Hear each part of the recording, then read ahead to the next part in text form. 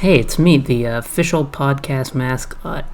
We never mentioned this during the actual podcast itself, but if you want to follow along with the spreadsheet we keep talking about, the link is going to be in the description, so you can see what movies we're talking about. If we don't mention the title for 10 seconds, you won't be confused. You'll probably still be confused. Enjoy.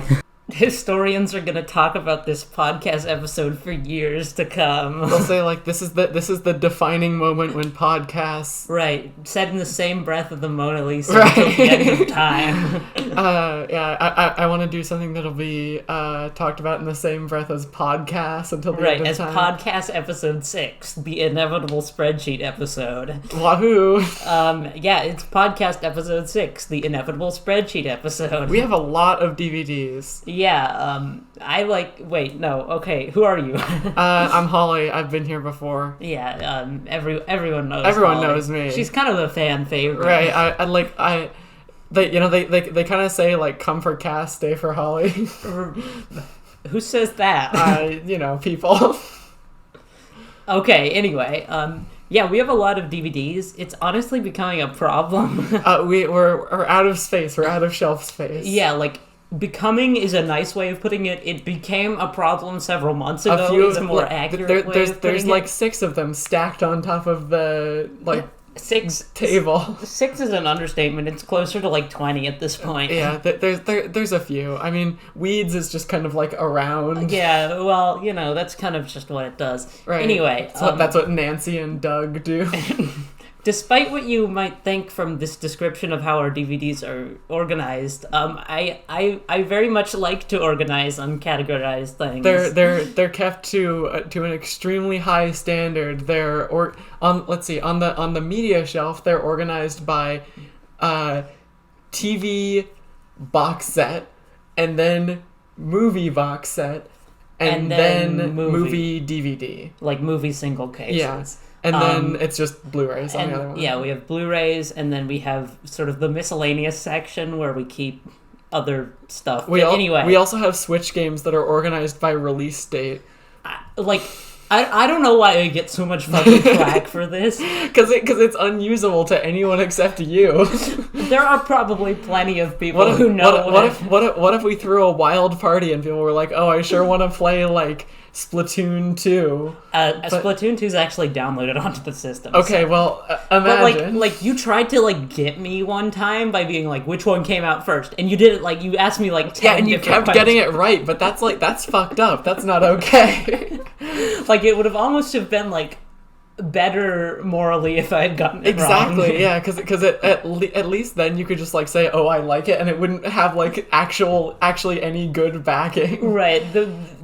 It works just well enough for me to be able to construct some sort of argument as to why it's it should really be that fucked way. up. But this is not about this. It's not about weird organizational patterns. It's about a different kind of weird organizational pattern. near 200 DVD individual and sets that we have. Right. If you count discs, it's probably closer to 300. Let's see. Each Simpsons has 8. Each Simpsons has 4. Each Simpsons has 4. Each Star Trek has 7. With the exception of season 6. There's no way to calculate this easily, but because there's tons of DVD and Blu-ray kind of stuff. But anyway. We have a lot of DVDs. It's several hundred. It's what happens discs. When you basically buy nothing but DVDs. When all of your disposable income goes to the plastic discs that play media. Right. But only for 100 years, then they'll be gone forever. Right, but luckily, I won't, but luckily, Cass will be gone by then. Right, you'll live forever like Spock. Right, exactly. Except for Spock dies. Oops. It's okay, though. Okay. I don't think he actually dies in the main timeline. He, but that is main timeline right, Spock. Anyway. Yeah, anyway. Save that for the Star Trek 2009 episode. So, because we have nearly 200, we're going to devote exactly 1 minute to each... Okay, first I need to explain what this is. Yeah. The DVD spreadsheet. I like to sort things into spreadsheets. I don't really know where this came from. It's awesome, though. Probably like a genetic disorder that I inherited from my dad. It's the Dasani water. Right. Well, no, this would be my dad's fault. Right. But yeah, I like to make spreadsheets. Like, I make spreadsheets of like games I play and like video game music and stuff. And episodes of TV shows. Yeah. Like people will be like, oh, hey, recommend me like 5 episodes of Simpsons, and I'll be like, I can do you one better, and spend like actual hours making a fucking spreadsheet, and no one cares. But I don't know, it's kind of fun for me. So yeah. To remember who owns what regarding DVDs, because this became an issue after a little while. Yeah, because we started this year with like 30 DVDs maybe. Yeah, I mean, I really started collecting DVDs around the start of 2023 because I got like stuff for Christmas and stuff. I started a little beforehand, but I didn't get that many. Right, but like I got like maybe 10 DVDs for Christmas because I got like Breaking Bad stuff and like Brick and Blues Brothers and stuff. And I have upwards of like 90 now. Right. or like 80. Well, yeah, in total the count comes in at 173 DVDs or like box sets. And it's about half and half in terms of ownership. Yeah, 173 entries on this spreadsheet. That's long. That's a lot. That's a few. And we're going to talk about all of them. Someday we should calculate the total runtime of all of this. You say we, but it's going to be me. Right. Sometime I should run the numbers for you, and then you can like do the data input. I'll crunch the numbers. Right. Yeah. You know me. I love to receive strings of numbers and type 173 of them in order. Yeah. But yeah. That's that. So we're going to restrict ourselves to a minute per each DVD. We'll break it a little bit sometimes. Yeah, like obviously we're not going to like cut ourselves off mid-sentence or anything. There's probably going to be one or two things we can't even formulate a minute on because like we haven't seen some of these movies. We're doing our very best. But yeah, we'll try to keep it around a minute per movie. Do you have anything else to say before we get started? I don't think so. By Grabthar's hammer, you will be avenged. Yeah. Okay. Hit it. All right. So our starting now.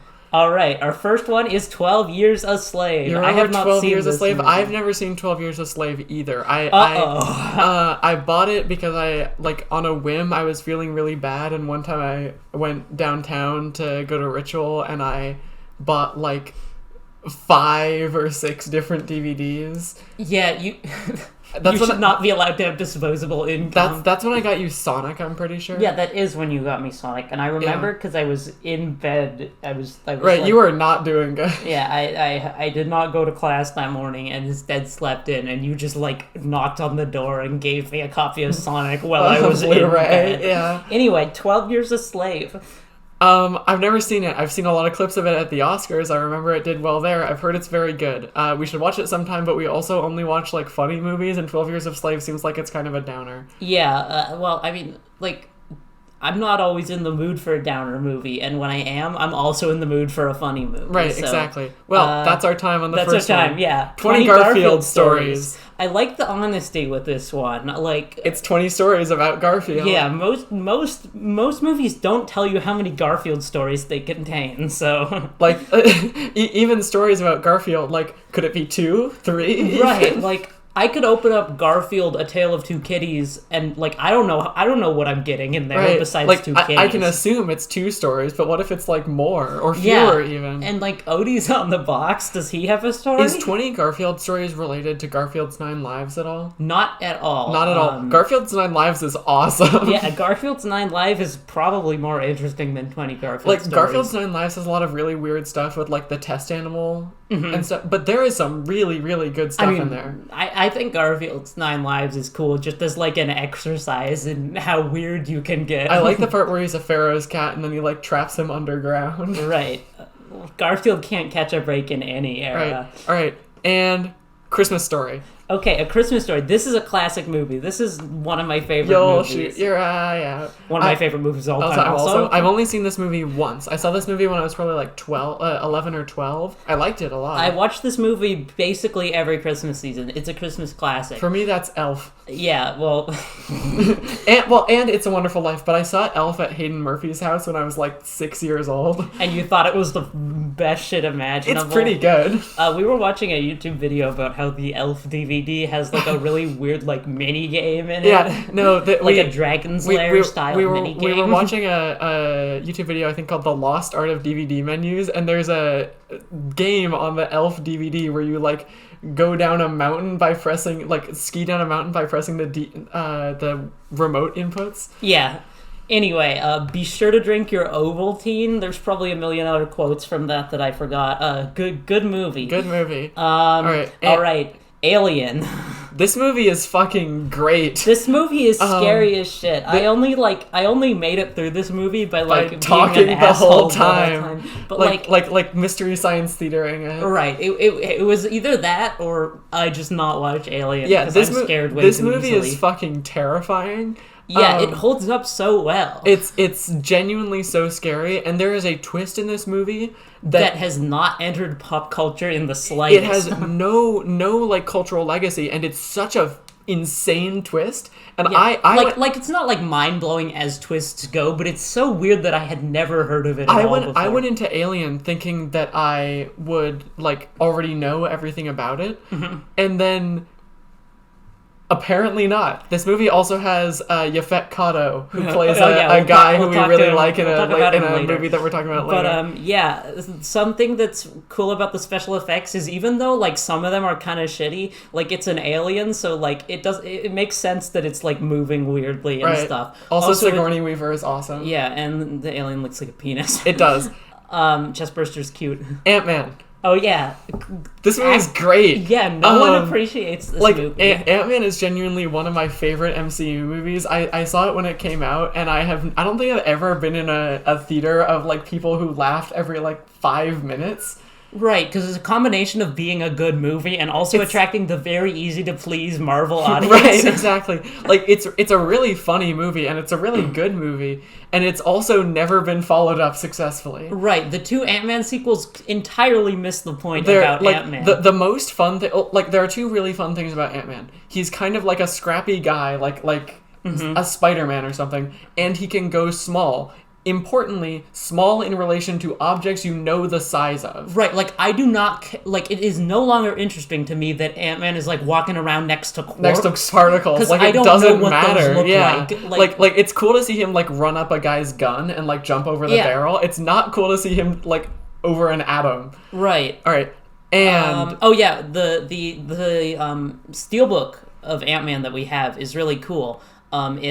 It's like a solid state drive, and then it has him like punching through it. You can open it up and see all the fried circuitry. Cool. It's a great movie. All right, and Apollo 18. Never seen this. Have not played this one yet. Classic. Never played the game.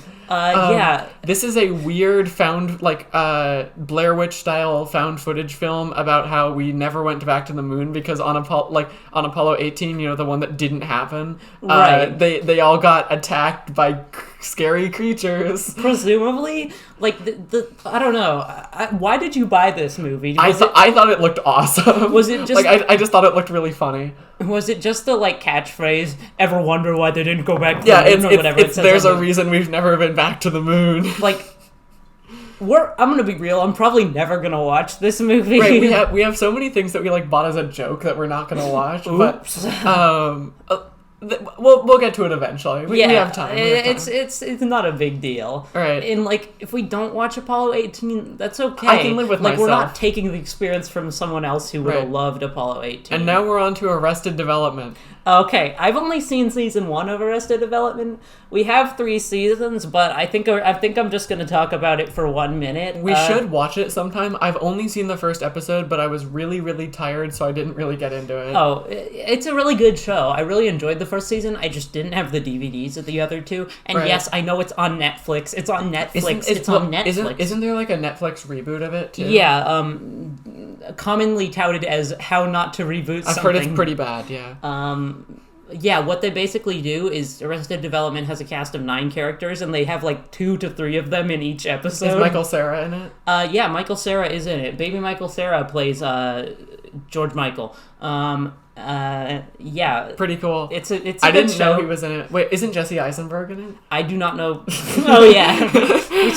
Like, I don't know. We can talk about... Do we have any Michael Cera movies? We don't have, like, a Scott Pilgrim DVD or anything. It's unfortunate. All right. Now we're on to Avatar. This is a pretty good movie. Its sequel is much, much better. I don't really like either of them. Like, its sequel has the awesome fish. We don't have a Blu-ray of the sequel, so this will be sequel talk in disguise. Right. I've only seen Avatar once. I saw it at, like, my sister's friend's family's house. That's not really the way to watch it. The way to watch it is in 2009 on IMAX. Right. Very stupid. Right, exactly. Like, the appeal of these movies is basically entirely the effects. Luckily, the effects are the most insane shit you've seen in your entire life. I don't know about that. I've never... I can just see through it. I can see through the fucking liberal lies. You don't get it. I don't know. Avatar: Way of the Water is a very, very pretty movie with not very much plot. The whales are pretty cool. This one's also a steelbook. Yeah, this is a steelbook because Ritual got a whole bunch of steelbooks and I bought them up en masse.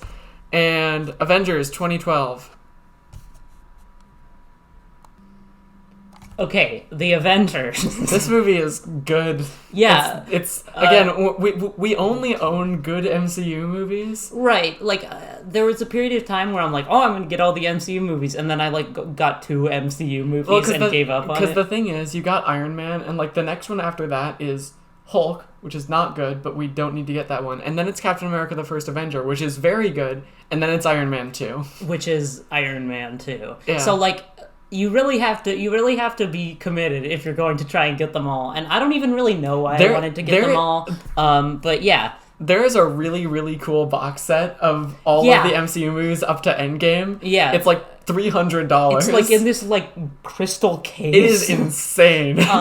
But yeah, the Avengers, arguably the like One of the best. One of the best. We just recently watched Avengers Endgame, which I honestly like a lot more. It's good, yeah. Because I have a real soft spot for time travel movies, as you'll see in a second. Right. I remember my mom watching both the Avengers and Iron Man when I was little, and like saying I couldn't watch them yet because they were like too scary. Right. Poor little like. To be fair, in Avengers there is a part where Loki like kills that guy. Yeah. I mean, I'm easily scared, but I don't know. I think you had it in you in 2012. I probably did, but like she didn't know that. Could I don't know. I was scared by Blades of Glory. Okay, fair enough. Yeah. That's the Ice head Skate shop movie. One. Yeah. Yeah. All right. Back to the Future. These movies are so good. We have 2 different copies of them. First, Back to the Future 2 is my favorite movie of all time. One of my favorite movies of all time also. It is conclusively one of my favorite movies of all time. But yeah. All 3 of these movies are basically perfect, in my opinion. Right, but they're perfect in very different ways. This is like a weird, lightning in a bottle type thing. You can't weird, recreate it. Because Back to the Future... Well, actually... Back to the Future 1 is, like, legitimately just a flawless movie. That is the tightest movie of all time. Yeah, there is no... Like even the stupid shit in that movie is necessary. That movie is and basically great. perfect. Yeah. And then Back to the Futures 2 and 3 are incredibly flawed movies that are somehow still perfect. Back to the Future 2 is incredible because it's a like... bizarre spiritual retread of the first one where all the same shit keeps happening in different places. Right, and there's never really any explanation other than history repeats itself. Yeah. Back to the Future 2 is awesome. They go and like do things in the background of scenes from the first movie. Right, and like they go to the future and it like replays the plot from the first one, but in the future. With like 15 minutes or so. It's great. It is the best time travel movie. Back to the Future 3 is much less varied time period wise. There's basically no time travel aside from the very start. But they're stuck in the old Wild West. It's awesome. It's so cool. And it's also a retread of all of the other movies. Biff is in it again. Like an increasingly simplified version of the first film. Right. And also there's something that they do that's really, really cool where Doc Brown leaves the DeLorean just in a cave because he's in the past to get it to them in the future. And then they dig it up in the future. Cool. Yeah. Yeah, so the one of the ones the first set I have is the DVD set, which I bought without knowing that they're in full screen. I don't know why they make full screen movies. You just can't see part of it. Like even back when CRTs existed, I still think full screen was pretty objectively the wrong choice. Well, pan and scan is terrible. Yeah, it's just I don't know why they did that. I just don't know why they. Anyway, so then I went online and I bought the 30th anniversary trilogy steelbook, which is really awesome. When it folds open and it has the DeLorean on both sides. The front and back covers make a full side shot of the DeLorean. It's very awesome. Very cool. Yeah. All right.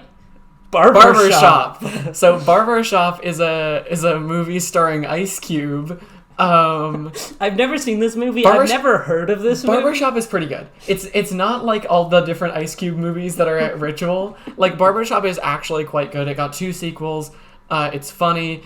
I bought it for $1 at Ritual. It didn't have the disc. Right. And no matter how good Barbershop is, I can guarantee you that the joke of Barbershop not existing is better. Right. There is some sort of universe-long quest to prevent me from owning Barbershop on DVD. Right, you'll be too powerful. I tried to find Barbershop at Ritual, and I only have the case because it was $1 and it didn't have the DVD in it for some reason. So I went on eBay and I was like, okay, I can just buy the disc because that's what people do. Right. And I bought the disc. It was $2 and it never came. Right. You should have gotten sent an empty sleeve with no disc inside it. All right, The Batman. I have not seen this movie. 2022. Yeah, 2022. Yeah. This movie is really good. I was really this is Edie and I went to this movie for our first date. Apparently Edie didn't like it very much, which is Trouble in Paradise. She liked the date. She didn't like the movie itself, apparently. Right. Which I've only found out recently. But I really like this movie. It's a very cool kind of grimdark take on Batman. Judas tells me it's based off of The Long Halloween. Is it grimdark? It's kind of grimdark. Because I feel like the Nolan movies are infamous for taking that too far. Yeah, but it's grimdark in a different way of Seven or something. It's a serial killer movie. Oh, okay. It's really, really good. I was really skeptical about the Robert Pattinson casting, but he's fantastic in it. I've heard it does more stuff with Batman as an actual detective type. No, that's what's so cool about it. It's a noir movie, effectively. Yeah, I don't know. That sounds cool. I want to watch it, but not on DVD. Yeah, we should watch it. Because that's a movie that came out last year, and it's gonna look like shit on DVD. Right. All right. Battlestar Galactica Season 2. Right, they do a weird thing with the Battlestar Galactica, season DVDs, where they do, 1.5, 2.0, 2.5. Right. But, we only have Season 2. My mom got me Season 2 for Christmas because she's been trying to get me into Battlestar Galactica for a really long time. It's not gonna work. It's the new Battlestar Galactica, which I've actually heard is really good. But she's been trying to get me into it. I don't know where you heard that. I've heard it's kind of bad. Really? My family has seasons 1 and 3, and they were thinking you can take all 3, but I only ended up taking the one that was mine. Right. You wouldn't want to rob them of seasons. Also, that show has 8 seasons or something. Yeah, no, it's but I've watched the first episode with my mom one time. It's pretty good. I just wasn't that into it. You'd just rather watch Star Trek. Exactly. Watch a show like that. Because it's better. Yeah. Yeah. All right. All right. The Best of National Geographic Channel Collection, Volume 2. That's kind of a mouthful. I'm gonna be real. I just bought this because it's a big. It's really box big. set. It has 4 things. It has 5 actually. It's really big, and it was $5 at Ritual Records, where we get most of our DVDs. Shout out Ritual Records. I say most, but to be honest, it's like half. A lot of them are from Al's. A lot of them are from like. We source them from a variety of sustainable methods. Yeah, we have a few suppliers. Right. Our dealers. Right, like in the television program Weeds. Right. See, the joke here is that we're just going to keep referencing Weeds, and people are going to be like, when is Weeds? And it's going to be the second to last one because it starts with a fucking W. Ritual Records is our Conrad. Right, he is a Conrad. Or our Halia. What's her name? I don't know. She's cool. It's Halia or something like that. She's the one who says that she has a Jew accountant she thinks that he's like stealing some off the top. Everyone in Weeds is really racist. We'll talk about Weeds, but anyway, this is a big box set and it was $5. So it's pretty cool. It. National Geographic. Big Lebowski. I don't like this movie very much. I fucking hate this movie. Like, this movie has turned me, like, I was never like, oh yeah, stoner comedies, everyone loves them. But, like, I didn't have, like, hatred for stoner comedies, but I do now. Stoner comedies aren't funny. They're for people to watch while they're high. And I know that sounds, like, redundant. Obvious. But, like, people act like the movies are actually good. This movie has been hyped up to me for a really long time. My family has had a DVD of The Big Lebowski for my entire life that apparently neither of my parents have even seen. Right? They've never seen Big Lebowski. No, not at all. So like it seems like it's this like artifact that like just exists, like, and it's like a staple. People but it's say not. This movie is really good, and like the Coen brothers have a really good reputation, and it just kind of sucks. There are a lot of like I like this movie more than Cast, but. And there are a lot of... I fell asleep during part of it, to be fair. There are a lot of very good jokes in it. Basically, every time John Goodman is on screen is good. Right, this should have been a movie about John Goodman with his asshole it's friend about for the stoner Jeff crowd. Bridges, and I like Jeff Bridges, but not that much. He sucks in this movie. You're entering a world of pain, my friend. Right. Yeah. That's what we say to the Coen brothers when they enter our apartment right. or our dorm. Yeah, Blade Runner. Blade Runner. I have 3 copies of Blade Runner, so I get to talk about it for 3 minutes. Right.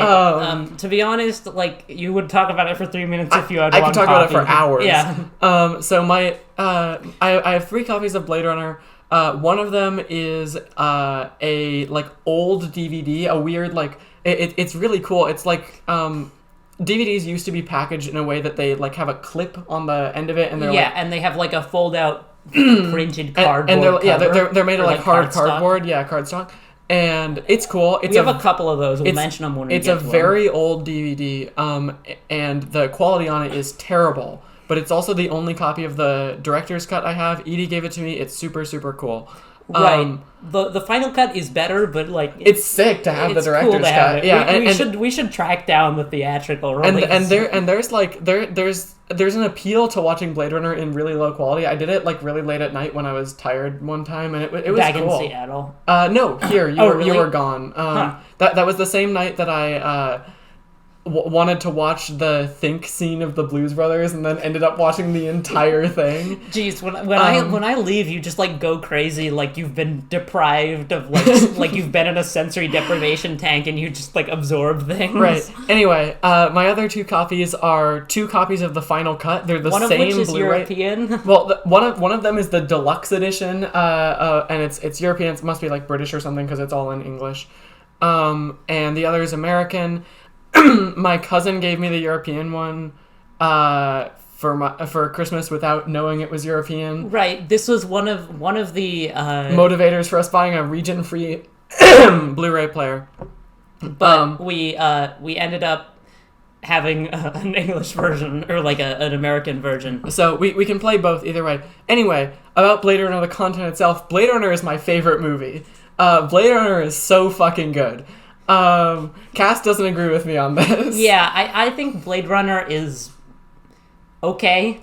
I really, really like Blade Runner for reasons I cannot fully understand, but also can't fully explain, but also really can explain if you give me enough time. For reasons we do not fully understand. I don't know. I mean, first of all, like it's visually gorgeous. Obviously, the sets are really cool. It inspired basically all modern cyberpunk. It's one of Sid Mead's greatest works in like visual design. I don't know who that is. He is like an unsung hero of like all modern sci-fi. It's really, really cool. He designed like I will say the visual design is really cool. All of the miniatures, and like I love the replicants in it. The quote unquote villains, but they're actually the good guys. Yeah, they're just crazy little guys. Right. They don't know what they're doing. In Cyberpunk 2077, there's a character who's like Jackie's friend, who's inspired off one of the replicants, the one who does like flips with who has the hair and the makeup. Yeah. Anyway, Blade Runner 2049.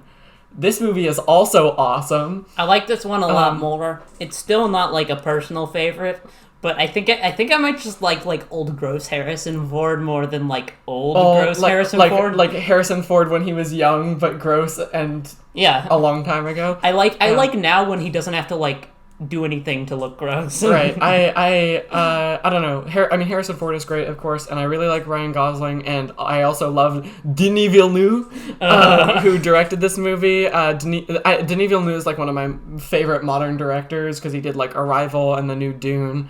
And Sicario, which I haven't watched, but I've heard is really good. Yeah, we'll talk for about a minute on how we haven't watched that movie, but I've heard it's very good. Anyway, this movie is great. It has maybe even better visual design than the original Blade Runner.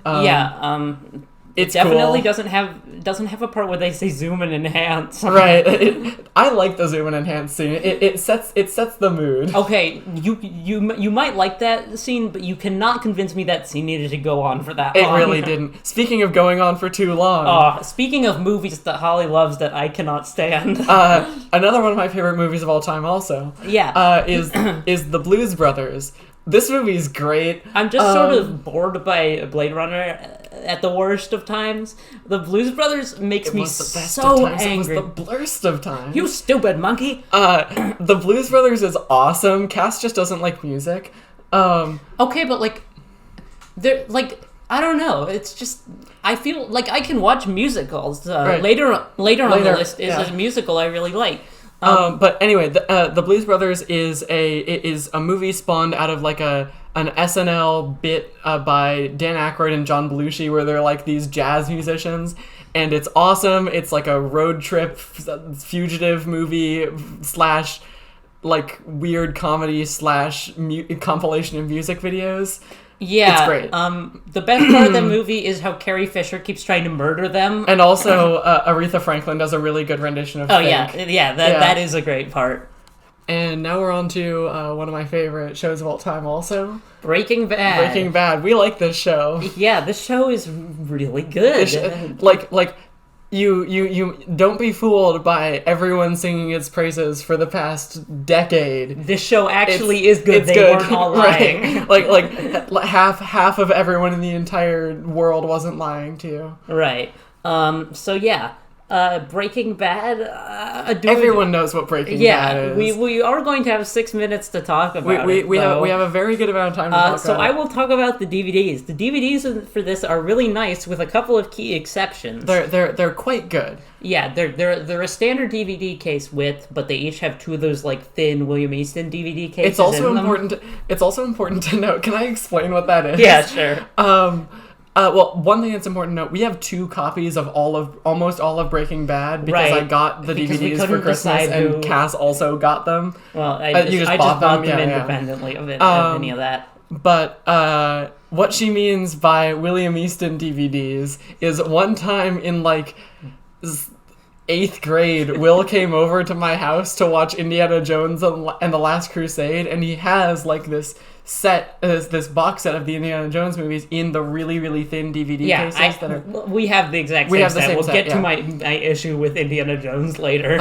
With these like really thin DVD cases that are just like the width of a single DVD, basically. Right. And just the one for Last Crusade, and I thought that was really funny. It's so weird because they're really tiny. Like, was it too heavy? Right. Was it too heavy to bring all 4? It was too difficult. What if you changed your mind last second? What if we wanted to watch Crystal Skull instead? Anyway, so yeah, 2 of those thin ones, similar to the first 3 seasons of Community. They're in just like a hard paper, like a cardstock kind of really case. nice. They're great. I like the menus a lot. Yeah. They have like a weird extended remix of the main theme that doesn't appear anywhere else as far as I know. And it appears on YouTube when you look up Breaking Bad intro. Right, exactly. But like it's not anywhere in the show, which is pretty cool. Yeah. And it has making of where Bryan Cranston explains that he got the pizza on the roof in one take. Right. Really? I thought that was one. Oh yeah, because he was like, oh yeah, we're gonna have to do so many takes for this pizza because it's gonna be hard to. And then he just got it. He did it once. That would be like if in Spider-Man 1 they did the cafeteria thing where he caught all the food just like first try. Right. They just found out Tobey Maguire could do that. Right. They did 100 takes, but just because they wanted to get like a lot of footage of it. Right. They wanted everyone to know that he never failed. He can like repeatedly do that. Anyway, the DVDs are good with a few exceptions. With basically 1.5 exceptions. First 3 seasons are good, and they got Walt in his underwear, Walt and Jesse in the desert in 4 Days Out, and them like generically in the lab, but not like explicitly in the lab. And then the 4th one is just Walter's face. It's weird. It's orange. It's orange. Walter doesn't even go to Mexico in the show. Also, one small gripe I have with them is that on the top and bottom of it says like the name of the season with Breaking Bad.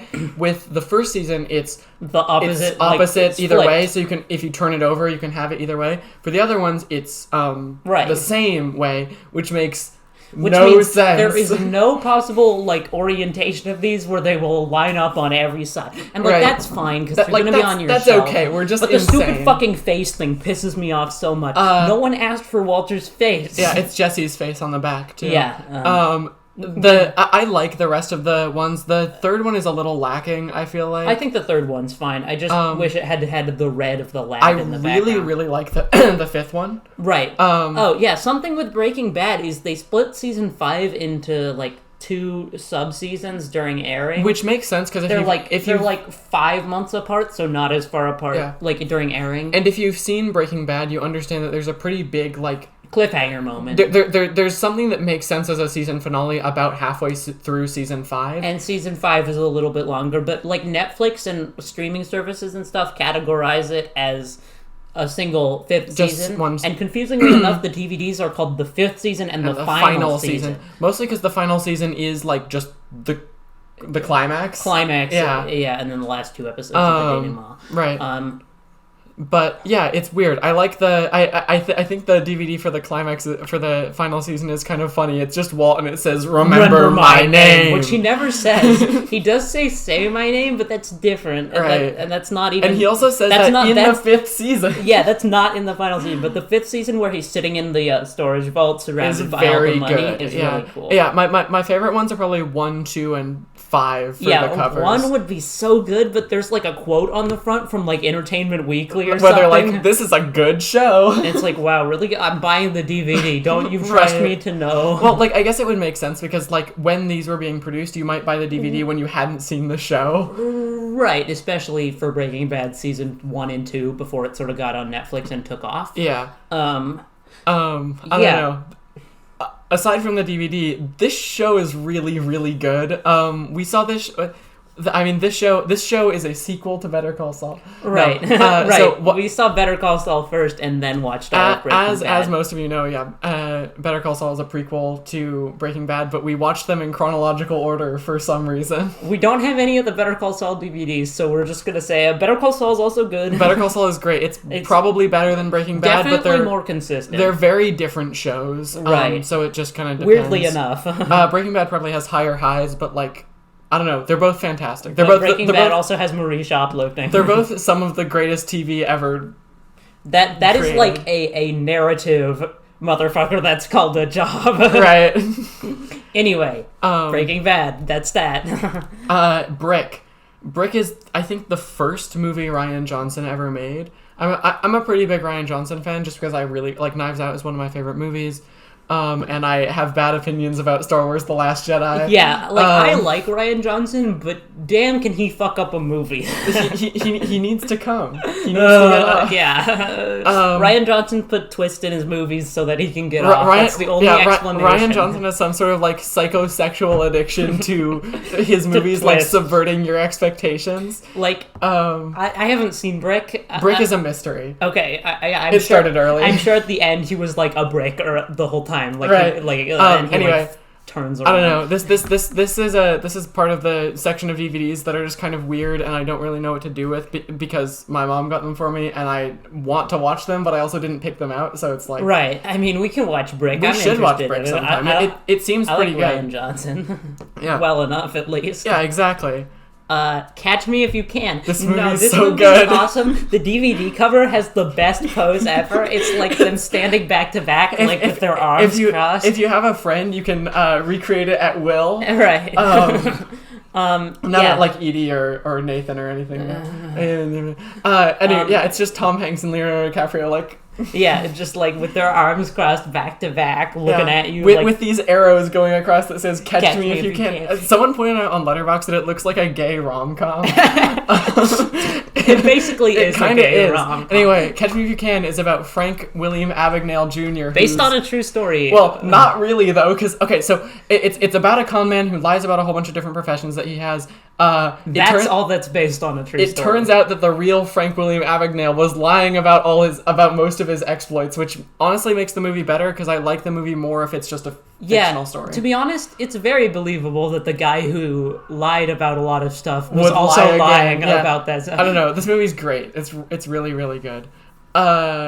Central Intelligence. This movie is not great. No, the on the cover they're in the exact opposite pose. They're facing towards each other with their arms uncrossed while holding guns. It's a Dwayne Johnson and Kevin Hart movie from 2015. 2016 maybe. It's 2016. I'm pretty sure. Yeah. Hayden Murphy saw it. I saw him post about it on his Instagram in middle school. I saw this movie with my brother for some reason. Mom was like, "Go see a movie. It's the summer or something." Just one night, I wanted to. I had a whim to watch mainstream comedy. Like this kind of movie. Like mainstream / negative. Right, exactly. And we landed on this movie because I'd heard of it. It has a few good jokes. Yeah. It has Aaron Paul in it, which is pretty cool. It's not even Aaron Paul. It's canonically Jesse. It's Jesse Pinkman, yeah. The Letterboxd tagline for this movie is "Saving the world takes a big heart. It takes a little heart and a big Johnson." Which, I mean, that's probably funnier than any individual joke in the movie. Right. All right. Christopher Robin. I have not seen this one, but Winnie the Pooh is a huge child. It's something I legitimately feel a lot of nostalgia for. Yeah, Christopher Robin is a very, very good live action, honestly legacy sequel to Winnie the Pooh about Christopher Robin as an adult, played by Ewan McGregor. Ewan McGregor is great. It's not like a weird Alvin and the Chipmunks. Wait, Obi-Wan? Yeah. Awesome. It's not like a weird Alvin and the Chipmunks type thing where they try to make the animals look real. They all look like stuffed animals. Right, they look like the actual physical stuffed animals that A.A. Milne had. It's an adorable movie. It's very sweet. My sister really likes it. I mean, I'm down to watch this movie, but I will complain about the whole thing. It reminds me of Paddington a lot. Oh, Paddington's awesome. Yeah, exactly. We don't have the Blu-ray for that because but that movie is it's impossible to find the Bluray because everyone loves Paddington. Right, I've never seen Paddington 2. I should watch it sometime. I know you don't like it as much, but it's still really good. Yeah. Oh yeah. Okay. So we talked about Breaking Bad for 6 minutes. Now we're going to talk about Community for 6 minutes. Because we also have all 6 seasons of it. Unfortunately, other shows that we just happen to have in a full set, like Psych, which has 8 seasons, will only get 1 minute to talk about. Okay, but I haven't seen Psych, so that's yeah, Community. Awesome show. Great show. Good F. Yeah. No. DVD boxes are great. Good. Really good. With the exception of season 6, which doesn't come with a little slipcase like all the other ones, so it's slightly shorter. And it also has a different, all of them have slightly different colors. They're blue and white. Mm-hmm. But 6 is like a much lighter shade of blue, and right, it's weird. Which I really don't understand, because it was the Greendale school colors, and if they wanted to make a different color, they could make it pink like the anus. Right, exactly. Anyway, Community's great. Community is really, really season good. Season 1 is sort of like, it sort of seems like a slow start, but I feel like you kind of need a slow start where it's more of a traditional sitcom. Yeah, so Community, if for those uninitiated, is a sitcom. Well, in the first season, is a sitcom about a community college with a lot of like study group at a cultural references and like meta humor. Season 2 is a parody of the concept of sitcoms. Right, and that starts at the end of season 1 with contemporary American poultry and and modern warfare.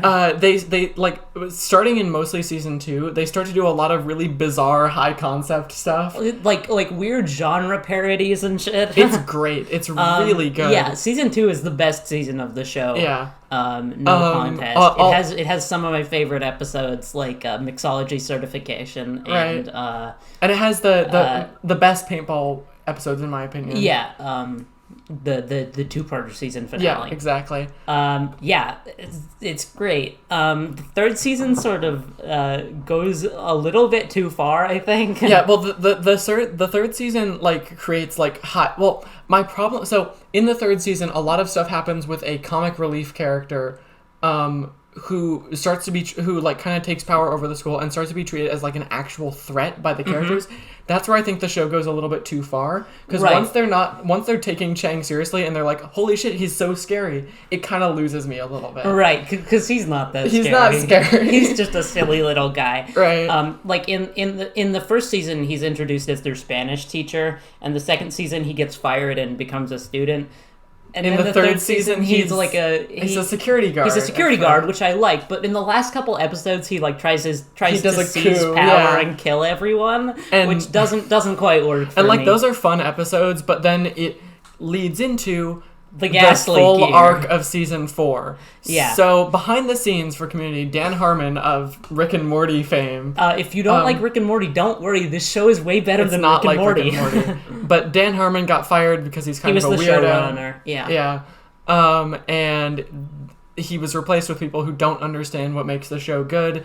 Or, almost understood it. Because the thing about Season 4 is it's not catastrophically bad. Season 4 has some good things about it. It just is a far cry from the other seasons. One of my least favorite things about Season 4 is because they wanted to keep Chang around after he, went power mad. Because he's a good character. There's a lot of funny stuff to do with him. I'm happy they kept him around. But they do an arc where he has Changnesia. Right, there's an ongoing joke where Chang replaces words with Chang. Right. It doesn't sound funny, and honestly it isn't, but it's kind of funny. It's funny. But forgive him. But he thinks he's someone named Kevin and doesn't remember all the other stuff until it's revealed that he actually knew the whole time who he was. Whoa. It sucks. The episode on it is okay, but the rest of it is the exact same joke that And in the second to last episode, it's like he decides to come clean about it, and there's an implied giant mechanical spider that's going to attack the school that never does. It doesn't happen, yeah. Which is almost a good joke, but it feels just possible enough that they actually just cut that episode. Right. Like if it were a Dan Harmon season, I would recognize that as the anticlimax joke that it is, but that. I'm not 100% sure what season 4. The main group is Jeff, Abed, Troy, Annie, Britta, Shirley, and Pierce. The show bleeds characters. Starting in season 4, Pierce is slowly phased out because behind the scenes, Chevy Chase was an asshole. Yeah, this is no secret. Apparently, everyone in Hollywood kind of hates Chevy Chase because he's really difficult to work with. Apparently, He was formally killed at the start of season 5, and then they lose Troy, who's played by Donald Glover. Yeah, he wanted to focus on his music career pretty early into season 5.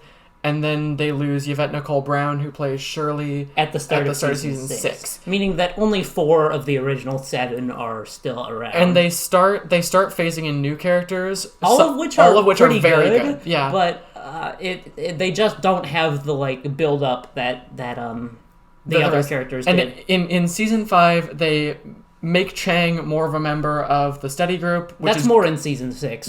He's barely in season 5, yeah. But they replace Pierce as they replace the old guy Pierce with the old guy Buzz Hickey, who is played by Jonathan Banks, who is just Mike from Breaking Bad. Like, he's an ex-Philly cop. He is the same character, right?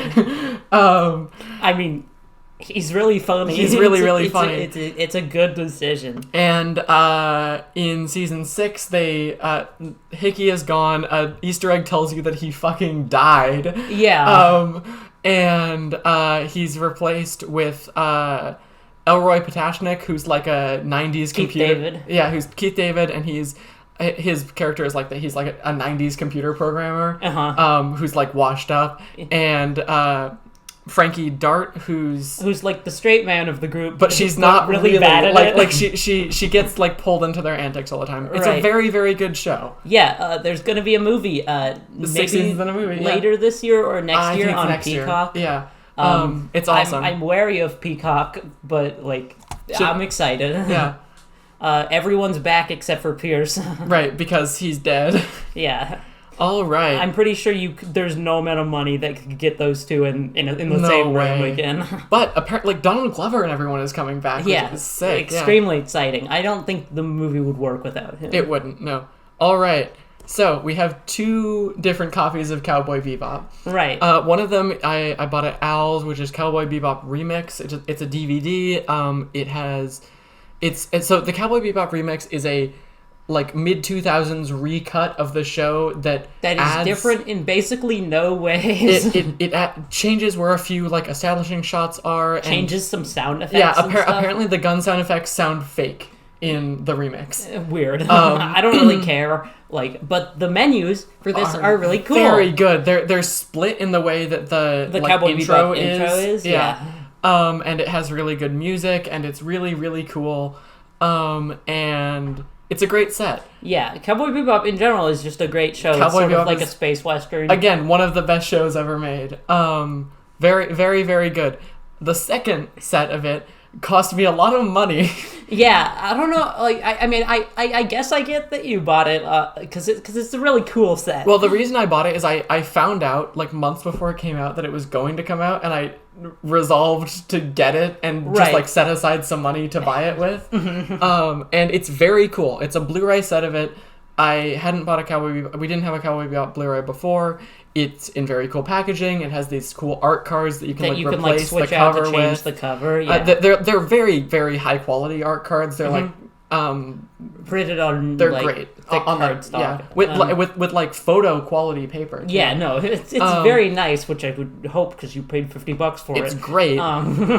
I have one major gripe with it. The menu fucking sucks. It's just that meme sound effect of the dropping of the metal pipe on the floor. Yeah, it's just clanging noises. It's over just and over again. It's just the sound effects that play in between the commercial point in the episodes. Right. With the cowboy the one from Mushroom Samba just going up and down where it's Cowboy Bebop all the time. I really, really don't like the menus. The other thing about that Blu-ray that I don't like that much is there's a persistent issue in Cowboy Bebop with the subtitles where there's no closed captioning of the English of the dub. Mm-hmm. If you put subtitles on Netflix with it does English, the subtitles of the translation, and the translation for the subtitles is very stilted and not so good. I actually think that the dub is a better way to experience Cowboy Bebop. Despite the fact that we watched it for the first time with subtitles. I mean, it's great both ways, but it's weird that you can't deaf people will never be able to experience the dub. Right. So they fixed that with the Blu-ray version by just not allowing you to subtitles. The subtitles at all. You can't have subtitles if you're on the English version. It's really weird. It's a solution. Yeah. Anyway, we also have the Cowboy Bebop movie game. The Cowboy Bebop movie is basically just a long episode. It's great. Yeah, it's a long episode with a really weird plot. It's a weird plot. It has way better animation than the movie than the show, and the show already has incredible animation. Right. The intro to the movie is very strange. It feels like a GTA 3 or 4 intro. Yeah, it reminds me of GTA 5 actually, because like the GTA 5 intro just pans across like people in the city doing various stuff to like easy listening jazz. Right. It's weird. It doesn't fit the movie at all. Anyway, another European DVD. Oh yeah, right. This was another thing that pushed us towards getting a region-free DVD player, because I ordered this online and it just happened to be European when it got here, and I didn't notice. One thing you will notice is that we do not have the Netflix live-action Cowboy Bebop. We're gonna spend another minute talking about the Netflix live-action Cowboy Bebop because I want to. Yeah, fair enough. Why would they do that? Why would they do that? The casting is good. The casting is really good. John Cho as Spike is good and would be even better if he were 20 years younger. Right, exactly. John Cho as Sulu in Star Trek 2009 would be great as Spike. Right, because he is 15 years younger. Exactly, yeah. Yeah, because like John Cho is like 45 and Spike is supposed to be 27. It just feels kind of weird. Yeah, but it'd work a lot better if he were 32 or whatever. And the jet casting is great. The fake casting is very good. Right, it's really funny to me how like normally if they cast a character who doesn't look black as a black actor, you'd hear about it. They'd be mad, but everyone just agrees. Everyone agrees that Jet was just like a black guy who happened to be white. Right, exactly. Yeah, no. The Netflix adaptation has a lot of really good ideas that are quashed by the show being terrible. Right, like imagine if you had had someone really good at writing come up with like a brainstorming document and then have people who don't know how to write it. Exactly. All right. Speaking of writing, I guess. Creating Rem Lazar. This is a movie that... This movie's pretty good. Yeah, it's not even really a movie, it's like a TV special. It's 45 minutes. It's weird. It's about like a superhero who comes to these kids in their dreams. It's low budget. It's from the 90s, I think. Yeah, I think it's from 87, actually. Yeah. But anyway, it's a musical, too. Yeah. This movie sort of blew up on the YouTube channel, Vinesauce, right? No, well, yeah, it blew up on Vinesauce, but Vinesauce, like, found out about it from Red Letter Media, who covered it in one of their, like, bad videos, things, like, but... I don't know. It's hard to describe what this movie is. You should watch it. Like, when you were telling me about it before I'd seen it, I didn't really get even, like, what it was. Right. It's impossible to describe. It's a weird movie. It's a weird... yeah. Like, it's just something you find. It's good. All right. Detective Pikachu. So... This was, like, the first big,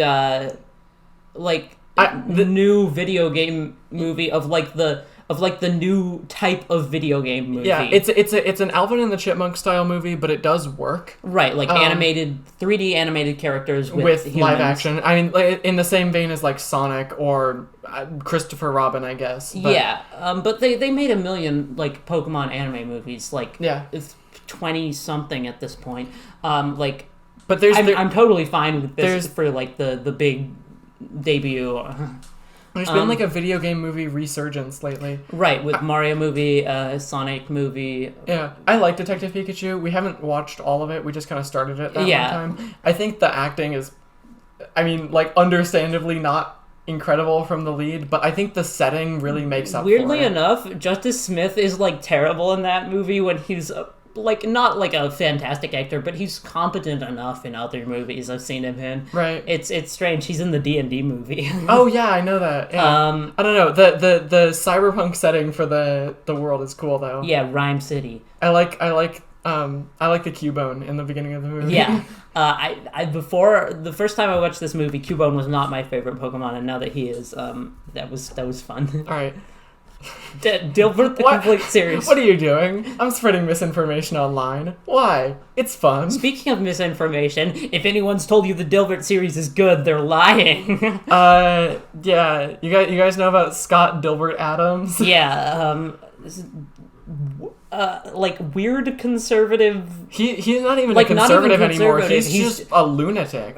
Right, like he's a lunatic who occasionally aligns with conservative politics. He's like a far right, almost like Nazi aligned lunatic. He's very, very weird. Which is weird because like the satire in the Dilbert comic strip is so pretty like good, tame, right?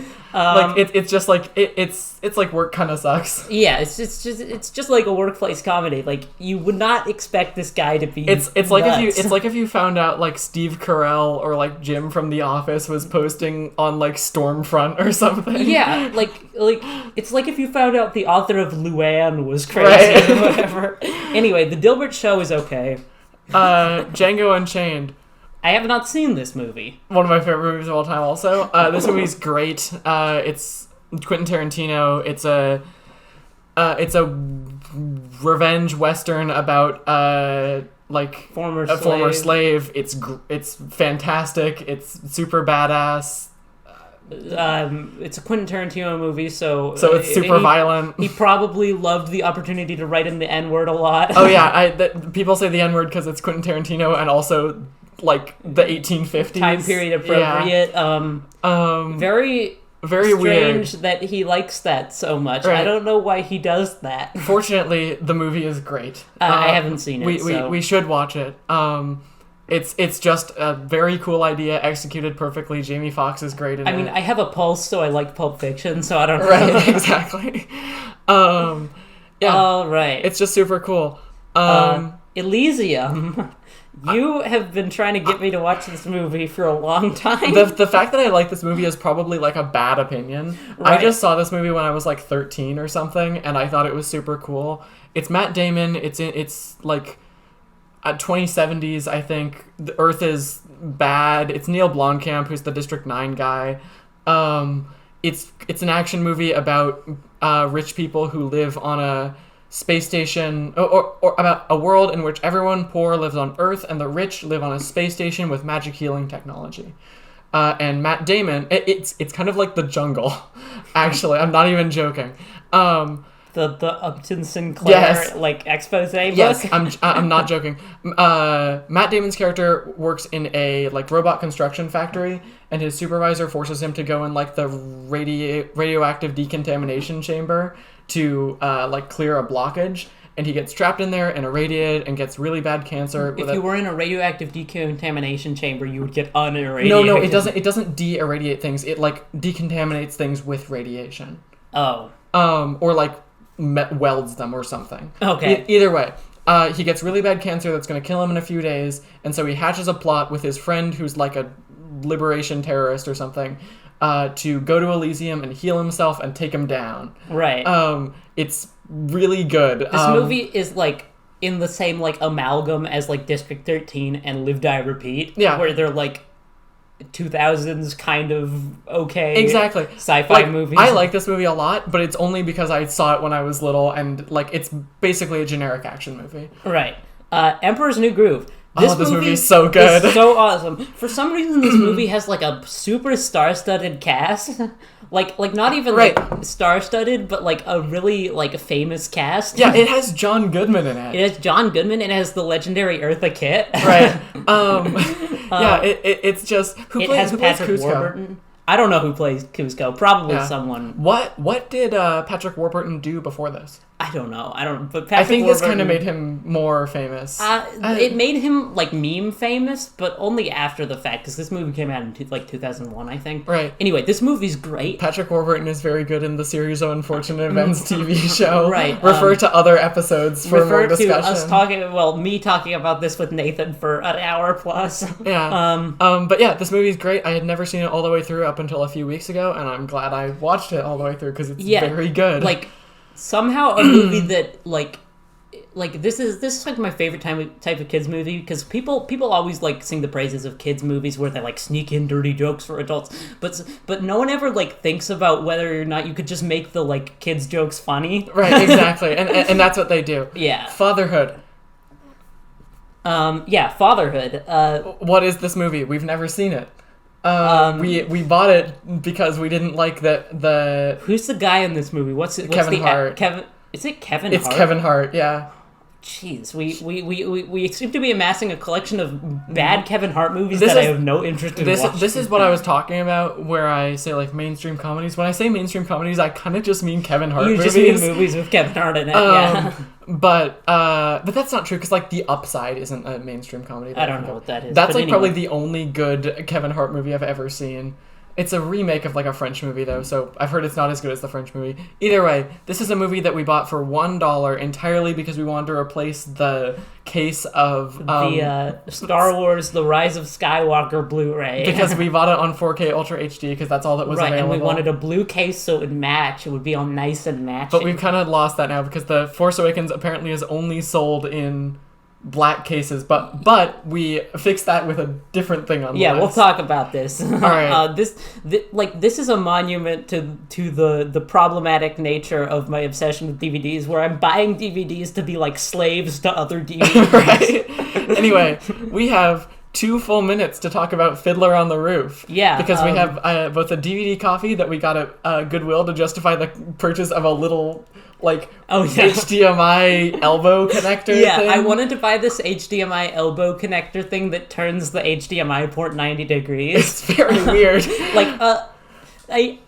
An object that is not pointless, but has no conceivable point. Right, exactly. Anyway, I bought this movie at Goodwill to justify that purchase. So it wouldn't be awkward because there was no sticker on it. I didn't want to ask about the price, so This movie is incredible. Yeah, one time Holly was like, let's watch the first scene from Fiddler on the Roof, and I was like, okay, I don't care. And then we watched the whole movie. Well, we watched like 3/4 of the movie and then had to go to bed. It's too long, yeah. Yeah, this movie is actually just 2 movies. Yeah, I mean, the first half and the second... I guess it's good we have 2 minutes to talk about it. Right, the first half and the second half of Fiddler on the Roof are drastically tonally different.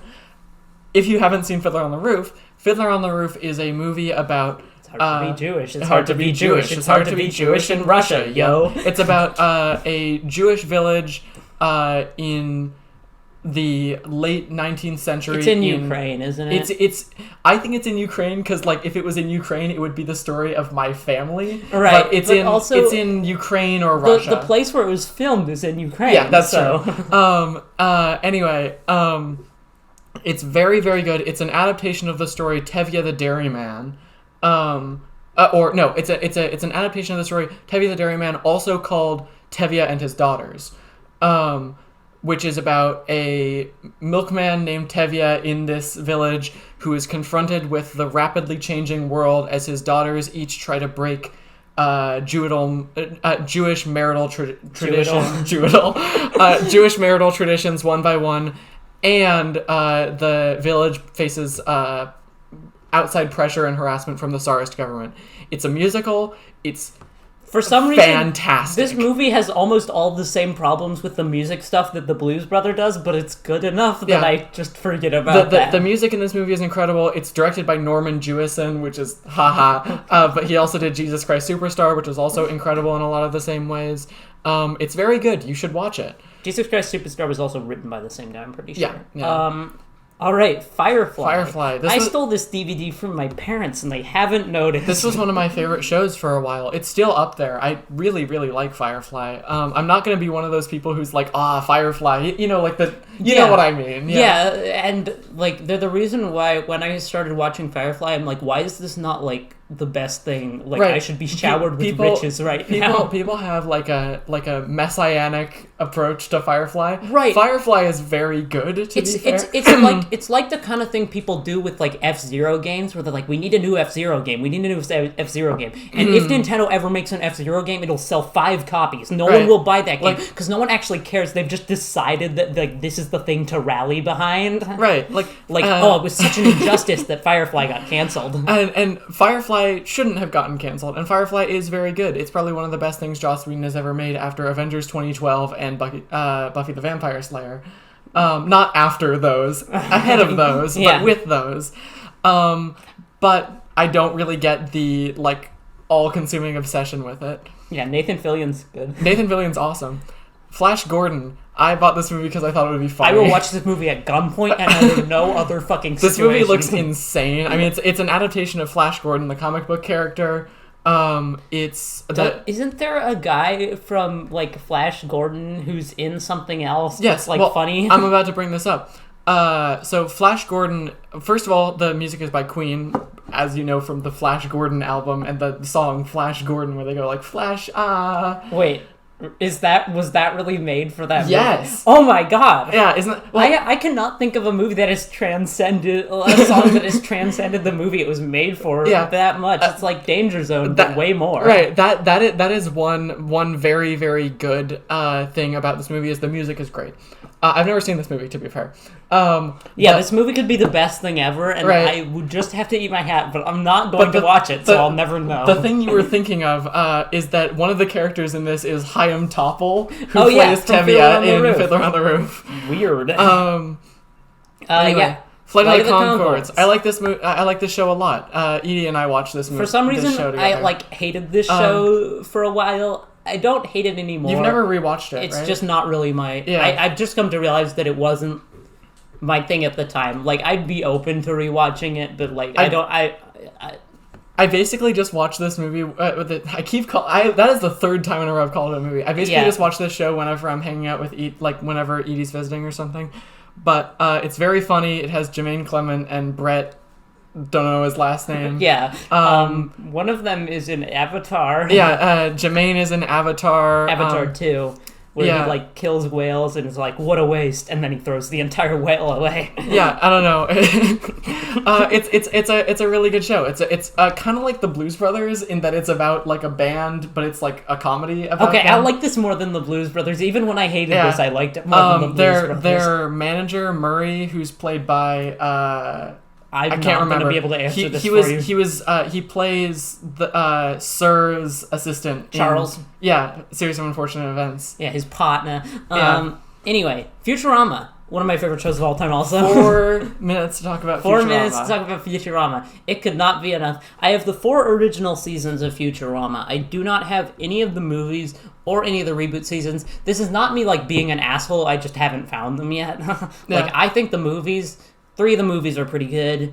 Some of the episodes in the reboot seasons are pretty good. So, like, I'm not like being like a purist or anything. But yeah, Futurama's great. Funny show. It was made by Matt Groening, and like it's like The Simpsons kind of. Yeah, I really don't like Matt Groening. Like, I kind of have beef with Matt Groening because everyone like is like, oh, Matt Groening, it was so funny when he made The Simpsons. Matt Groening didn't fucking make The Simpsons. He designed the characters of the Simpson family. Right. And now he just fucking cashes his checks and sits around like an asshole and like refuses to put his name on crossover episodes like he's better than them. I really like Futurama too. You got me into Futurama, really. I had seen a few episodes here and there before, but... Yeah, Futurama is the quintessential, I've seen a couple episodes and then didn't watch the rest of the show. But yeah, Futurama season 1 Futurama is the kind of show that like basically was good from the start. It's not the kind of show you have to like make excuses like, oh, it gets better in season 2. It does get better in season 2, but it was still really good in the first season. Season 2 has some great episodes like Problem with Poplars and the first Robot Devil one that I can't remember. But yeah, the DVDs of these have William Easton cases. Oh yeah, they're really cool. Nice. That's a design of box sets that I really like. They have a vertical slipcase and then a horizontal slipcase, which contains the DVDs in their own like little sleeves, and then you can put all like the sleeves next to each other to make a bigger image. They look really, really good. They're really well designed. Like this is very like simple monkey brains, but I like putting together puzzles. Right. So sort of the weird thing about Futurama is that it has had no less than four total series finales over the course of the series, and will have 5 because they are reviving it for Hulu, which is an asinine decision that I could talk about for like actually an hour. Like how many seasons of Futurama there are is a bizarrely complicated question. Right. Everyone seems to have a different answer. My answer is 7. And I think I'm right, but honestly, I'm not sure. There's 4 standard seasons, right? No, there is 4 pre-anything seasons, and then there's the 4 movies, which are usually counted as season 5, and then there's 2 production seasons after that, which are often split into 2 seasons each, or 4 seasons total, but not split evenly between the 2 seasons, or 3 seasons total, or I'm going to kill myself. Bizarre. I believe on Hulu they're actually split into 5 seasons total, which is a decision. Yeah. There are 7 seasons of Futurama. We need like an official authority on this or something. Right, and like that's you. You'd think the official authority would be the DVDs, but the DVDs seem to have different answers. Right, too. There's a civil war going on. Yeah, it kind of pisses me off, which is part of the reason why I haven't acquired the rest of the DVDs. And it's also very convenient because we have one shelf of all The Simpsons and Futurama, and if we got another one, it wouldn't fit on there, yeah. I do have a different shelf at home that have sort of been, like, earmarked for my DVD collection, so I will have room for more Futurama, but they won't be the same height. Anyway, speaking of, that's the noise the creatures in the movie Galaxy Quest make. We watched Galaxy Quest literally last night. 2 nights ago. Last night I was playing Zelda. Right, I forgot, because we were gonna watch something and then, yeah. Yeah. This movie is really good. Movie from my childhood. It's a genre parody of Star Trek, kind of, but it's not a parody because it's just legitimately good in its own right. Right. The plot is a race of aliens misinterpret, like, Star Trek. A shitty, like, sci-fi show that's like Star Trek but worse, so basically Doctor Who, and they interpret it as, like... historical documents of, like, actual events. Right, so they build the ship from the show. The show's called Galaxy Quest. And abduct the actors to like, help them fight a war. It's really, really good. It has an insanely good cast. It's Tony Shalhoub from Monk, Alan Rickman of Alan Rickman. Right. Tim Allen... lol. And Sigourney Weaver. And then there's whoever plays Guy, or is that the guy you're talking about? That's the guy I'm talking about who's like barely in anything else. Yeah. And then there's also the guy from Tusk. Right. He plays Brandon. Yeah, he plays like a kid who they talk to over a communicator. He plays the main character of War Games is the best way I would describe him. Right, like teenage insert. Yeah. Like hero character. On the front of this movie, there's green guys who feature very little in the actual movie. It's they're pretty good though. Could those be the minors? I kept waiting for the green guys to show up. Right. Anyway. Ghostbusters. I had never seen this movie until a few months ago. Yeah, it's a month ago. It's good. Yeah, Ghostbusters is a great movie. I'm surprised you hadn't seen it because you like the Blues Brothers so much. I like Dan Aykroyd a lot. Yeah. Dan Aykroyd's like such a weirdo in real life. Yeah. He's a weirdo for writing both the Blues Brothers and Ghostbusters. Like he always plays like the weird one of right. I'm going to become a priest. Right, and like in Ghostbusters he's the weird one too, and I think that's like I think that's just because he's like that. Yeah, but he writes himself like that, so I guess he's not ashamed of it. Anyway, Ghostbusters comedy movie, Bill Murray, the Garfield himself. Yeah, it's good. I have a brain the size of Jupiter. I'm nobody's fourth Ghostbuster. It's a classic. Speaking of Sigourney Weaver, also. Oh yeah, she's in that. Yeah. As Dana Barrett. Yeah, good movie. Cool. Godzilla, the like American one 2014. From 2014. Yeah. This movie is surprisingly good. It has Bryan Cranston in it. Yeah. I heard, I think it was on Twitter, like someone was saying like, oh yeah, the advertising for this movie was there's going to be Bryan Cranston at some point, and also they will skydive during this movie. Like it's good. It's a Godzilla movie. It doesn't have any of like the interesting cultural weight that makes Godzilla so good. Right. Like he's not a bomb allegory. Right. He's like a creature you summon to help fight other guys. Exactly. Like in this, Godzilla is like a cool guy who destroys cities. Like, oops, sorry guys, I stepped on your city, but I did kill the other thing that was stepping on your city. It's pretty fun. It's cool to see Godzilla destroy the city. Yeah, not as good as Shin Godzilla, but I have not yet found a Blu-ray Shin Godzilla is so good. That movie, like, that might be the only legitimately like enjoyable great Godzilla movie. Like, because the original's a classic, but I can't enjoy it like by modern standards. All of the rubber suit ones are like good in terms of their composition. Like, can't be kaiju movies, but they're not enjoyable. But Shin Godzilla is just so good. I love how goofy he is. I love his eye when he's evolving. All right, Goodfellas. Have not seen this one. This one has, I mean, it's a classic, of course. Right. Has Ray Liotta, has Robert De Niro, has Joe Pesci. Robert De Niro. We'll get to it. Give me a little surf and turf going. We might run over our time limit on that one. Oh, we'll probably go. I'm just gonna give us 2 minutes for that honestly. Now. But I mean, it has the "you think I'm funny like a clown" scene. I've heard this movie is great. I have never seen it. Yeah, neither have I. I've seen the Community episode. That's like a the parody. chicken episode. Right, but that's just like a mob movie thing. Yeah. That's not necessarily Goodfellas. Yeah. I've heard in this movie there are some bad fellas, actually. No! They're not very good. I hate when this happens. This is like how the Simpsons game said that they were going to be on every platform ever. Yeah, no, I don't know. It's flagrant false advertising. It's messed up. All right. Guardians of the Galaxy. Moving on to more we're good the Guardians MCU of the Galaxy, movies. Bitch. Yeah, we're Guardians of the Galaxy, and you're dead. You know what I'm talking about with that? No. The TF2 comic ends. Oh yeah, I do know. We're Team Fortress. What the fuck is that? But that basically is the end of Guardians of the Galaxy. Right. They hold hands until the villain dies.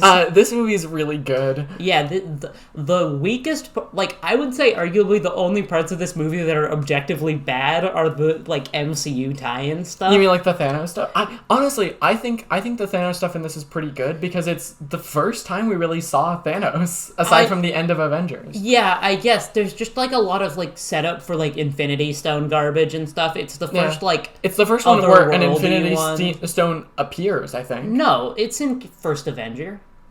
No, but that's the Tesseract, and you don't know there's an Infinity Stone in there. It's in Vision in Age of Ultron. Isn't this movie before Age of Ultron? No, this movie is not before Age of Ultron. Oh, right, 2014, 2015, yeah. Yeah, good movie. Good movie. Halloween. Also haven't seen this. We almost watched it with Nathan one time. Then we decided to watch Knives Out instead. Honestly, a good choice. Because this movie has Jamie Lee Curtis, and I was like, you know what else has Jamie Lee Curtis? Right. But I mean, it's maybe the classic horror movie. It's right. I've heard it's very good. I want to watch it sometime. I'm easily frightened, but I probably will watch this movie just because it's a classic. You can't not watch Halloween. You gotta watch Halloween. There's a fun fact about this movie that's on par with Viggo Mortensen breaking his toe in Two Towers, which is that the Mike Myers mask, or no, Michael Myers. Mike Myers is Austin actor. Powers. Yeah. And also the Cat in the Hat. Yeah.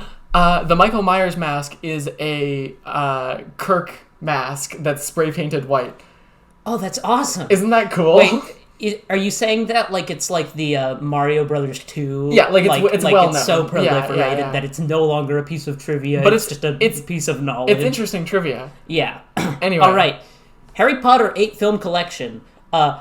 Okay, good, bad, okay plus. I think I've only seen up to the fourth of these or something, maybe the fifth. I really like the third one. The third one's really good. It's the only one directed by what's his name? I can't remember his name. He directed Roma, I'm pretty sure. I mean, I watched the first, second, and third all the time as a kid, so I have a lot of fondness for them. Yeah, my mom was a Harry Potter super fan for a while. I really like the first. I at home I have a cool set of the first that's has the painted cover and that's kind of neat. Yeah. These movies are pretty good. Are terrible adaptations, but they're kind of fun. They're pretty fun good movies. Yeah. Yeah. We're gonna get to very good adaptations pretty soon. Oh yeah, honestly, some of the best adaptations I've ever seen. Which is shocking, because we watched them on a whim. Anyway, before we get to that, we're going to talk about one bad of the worst adaptations I've ever seen. So bad we didn't finish it. Yeah, I mean, I've seen this movie a couple times,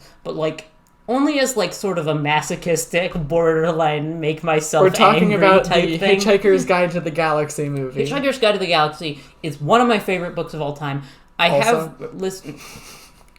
Okay, but legitimately, probably top 5. Yeah, I really like Hitchhikers. I never finished the second one, but I loved the first one. Oh, weird, because here's another widely proliferated fact. The first 2 books are mostly comprised of the first season of the radio show. Yeah.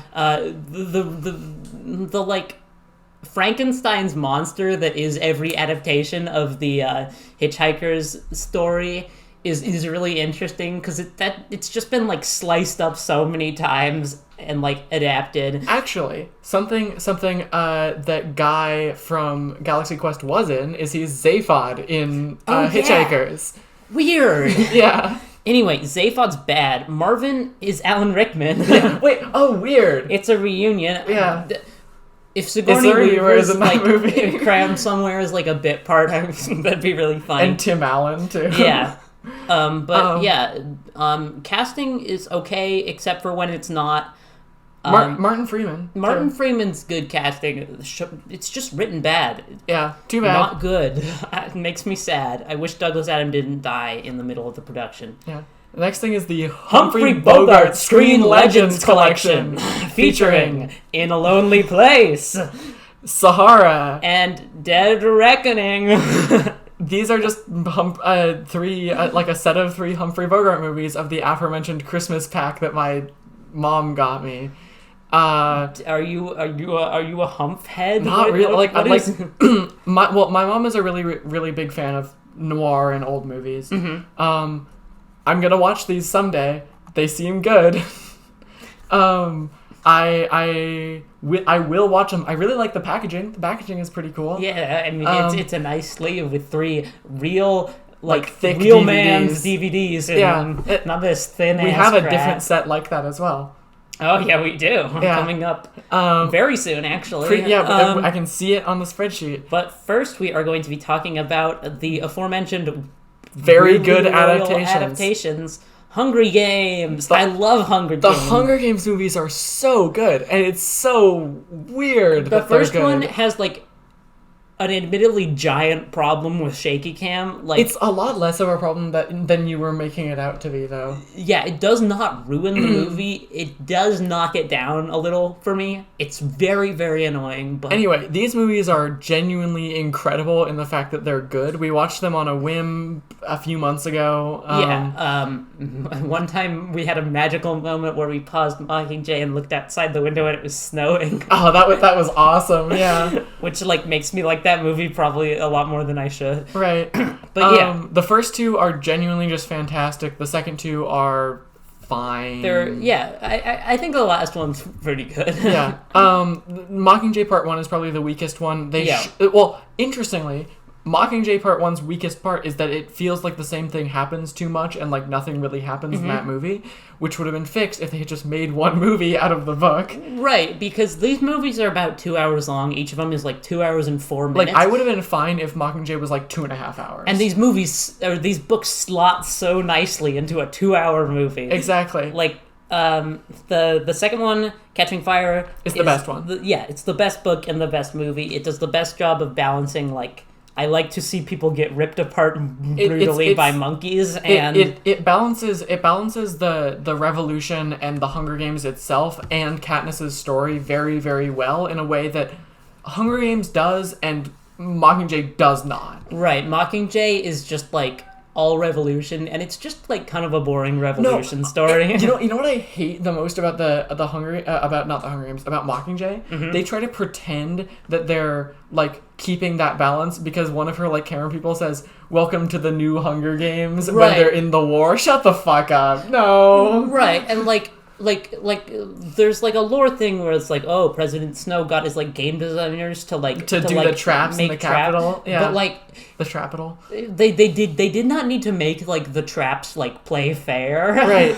They don't play fair for one thing. Yeah, Finnick does get eaten by creatures. And that guy gets enveloped by goo and held up and I have this joke where every time there's a creature in a monster demon or something in a movie, I'm it's those guys that got Finnick. That's the guys that got Finnick almost got Guy in Galaxy Quest. Right.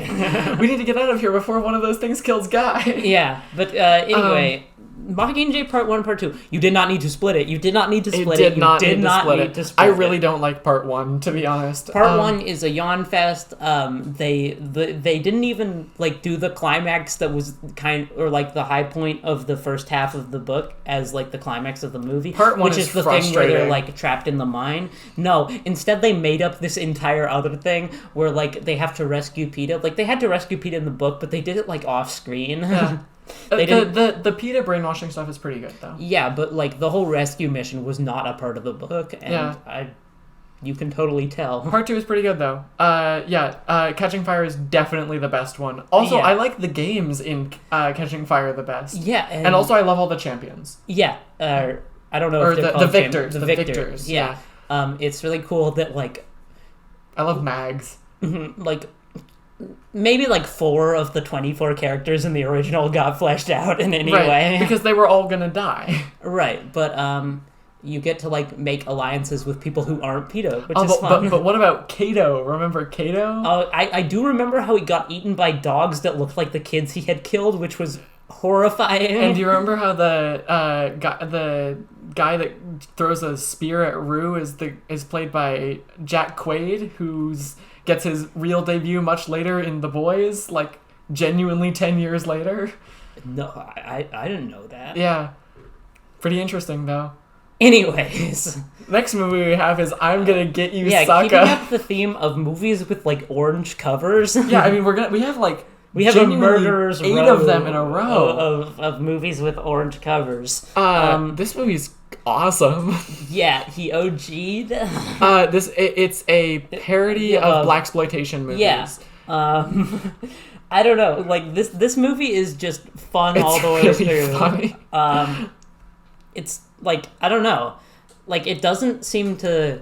I guess because I don't really care about blaxploitation movies, but like it doesn't feel like anything. Scary Movie-y. No, yeah, it's just really... Well, it doesn't remind me of Scary Movie because it's too early to be a Scary Movie. Scary Movie has a problem with being like a 2000s kind of thing. Right, where it keeps looking at the camera and being like, you see this one? But I'm Gonna Get You, Sucker is like Airplane or The Naked Gun, right. Where it's like so off the wall and weird that it like... I don't know, it's good. It's sort of like... It started that genre. Yeah, basically. It holds up a little better. Now I'm going to take a break to talk to you about my problem. We have a running joke here. Like, it's not even that expensive. It's just a waste of money. Like, it's very easy to waste $2. Like, it doesn't need to be a lot to waste money. I collect versions of Indiana Jones. How many different versions? Currently, I have the VHS of Indiana Jones, the trilogy, the DVDs of the trilogy, the thin DVDs of the trilogy. Not the trilogy, the quadrilogy. Oh yeah, the thin DVDs of all 4 of the movies, which will soon be outdated, which means there's going to be a whole nother fucking set for me to buy with the new one. I'm so excited for the new one, just with a quick aside. It should be really good. We have plenty of time to talk about Indiana Jones. And I have 4 individual steelbooks of all 4 of the movies. Right, the steelbooks are really nice. Yeah. But yeah, the new one, it's gonna have time travel. I'm excited. It looks really sick. Yeah. Yeah. These movies are great, obviously. Yeah. Like, it's not like where I try to collect a bunch of VHS copies of Contact. I'm still only at 1. Nowhere sells Contact. Right. Contact is at Ritual. No, it's not. Really? You'd think Contact was like a good movie with how hard it is to find. Right. But anyway, Indiana Jones, great series of films. The first one, good. The Raiders is probably the best one. Temple of Doom is great. I wish it wasn't so racist. Yeah. And Last Crusade is a perfect finale. Yeah. Unfortunately. The perfect finale just got perfecter with the 4th movie, Kingdom of the Crystal Skull. A distant cousin, perhaps. Yeah. Kingdom of the Crystal Skull is about the Russians and Indy looking for aliens. Right. Like, there's an alien that they find at the beginning of the movie that's like Kingdom of the Crystal Skull just this bullshit where it's like, remember how they were like there was like the room with all the crates? I hate that. In the beginning of the movie, they're like in a big warehouse where the Soviets are like disguised as American soldiers looking for something, And when they're in the chase after they found the thing and Indy is like trying to make it so that they don't have the thing, they hit a crate and the arc falls out. I hate that. Like, why didn't they just pick that up and use the laser to kill him? Also, apparently the arc is in Area 51. Right. Because I guess it is. Apparently which, also, wait, you know what I'm just realizing? That doesn't make any sense. Area 51 is only Area 51 because it's near Roswell. Why would Area 51 be there? Why would they, like, store magic artifacts there? Right, instead of just putting them in wherever they were already putting them. Right. What the fuck? Okay, I get what you're saying, but keep in mind that the scene after that has Indy survive a nuclear blast by hiding inside of a lead-lined I really fridge. like that scene. The nuclear test site is this movie's, like, cold open, I would say. Even though it happens after the movie's opening. But the Indiana Jones movies always have Indy like survive some wacky thing that doesn't play into the rest of the movie. Like in the first movie, it's the golden. It's the idol, which is the most iconic one with the rolling boulder. Because it's probably the best. I really like the one in Temple of Doom. The one of Temple of Doom, it has him and this like Chinese he's like gangster. He's doing his best James Bond impression. Like trying to poison each other and then searching for this diamond on like the floor of a ballroom and then running away with his sidekick. And then he says, "Nice try, Lao Che," and he slams the door of the plane he's gotten into to escape. Which has comedically written in English, Lao Che air flight or whatever. And then like Lao Che's guys try to kill him and then he's like, ha ha ha. There's a plane crash and they crash in India. And anyway. And then the plot of the actual movie starts. Right, and the third one, it has him as a kid, like being like, it belongs in a museum with some guy who looks kind of like Harrison Ford. Right. And that's like, that is the most impactful day of young Indy's life, where he gets his fear of snakes, he gets his whip, he gets his hat, he gets like. It's man, this kid just did nothing. Last for like Crusade is a great 20 movie. years. If I had to rank them, I would probably go Raiders, Crusade, Temple of Doom. Yeah, and then the one that doesn't exist. But Temple of Doom is really good. It like I want to talk about Temple of Doom for a second. Okay. How many minutes do we have for all of these?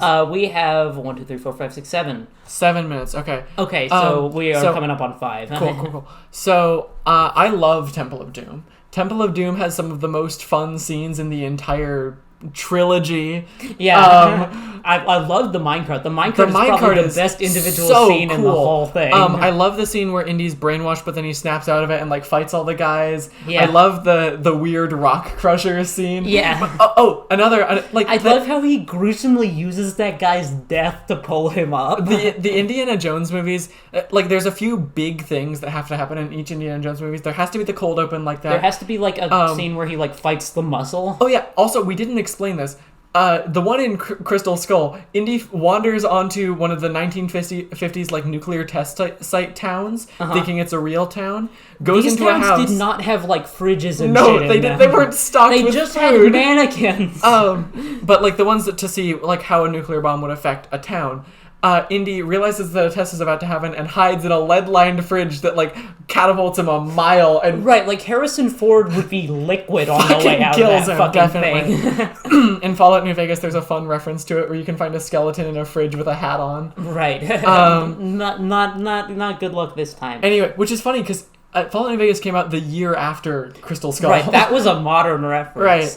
So they have to fight the muscle. Someone has to say Indiana Jones, right? And Jones. Yeah, in the first one, the muscle is the guy who gets punched into the the propeller. Yeah, which is probably my favorite muscle scene, to be honest. Yeah.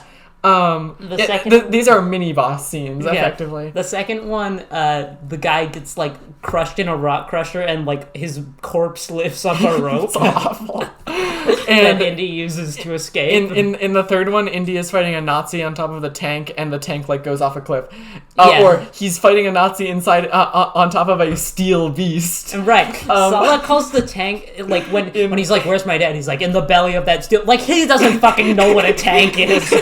Sala, we talk about this all the time, but like Sala is Egyptian, and I think he's just fucking with them. Right, like he's like playing up like the Orientalist stereotype, right. but like You know what that is. Yeah. You want like, whoa, how is that steel beast moving like that? Come on. I don't know. It's anyway, awesome. We're out of time. Those movies are great. Oh yeah. Go watch Indiana Jones and the Dial of Destiny. The muscle gets gruesomely eaten by ants. Oh yeah. Honestly, I like one thing I really like about Crystal Skull is they put the muscle and the cold open in there. Yeah. Like, that's good. Yeah, I mean, they put plenty of stuff in there. It just, they don't do it very well. And at the end, they turn into a fucking cartoon alien that goes, what? Right. And then her fucking face explodes. Anyway. Interstellar. I love this movie. Christopher Nolan is pretty good, in my opinion, from the 2 of his movies I've seen. I like Interstellar a Christopher Nolan? Yeah. Is there like time shit in? Yes. Oh, we should watch Interstellar. Oh, Interstellar is so good. We should totally watch it. There's a twist at the end that because Cass hasn't seen the movie, I don't want to spoil, but I think it's kind of stupid. Were they like warthogs all No. You'll see. Otherwise, Interstellar is a great movie about like time dilation next to a black hole and the like group of astronauts going to find a new home for humanity while the Earth is dying. Oh, cool. And it also has a scene that like you keep showing me memes of that I like don't get. Oh, the like, docking scene. that scene is fantastic. All right. Iron Man. Yeah.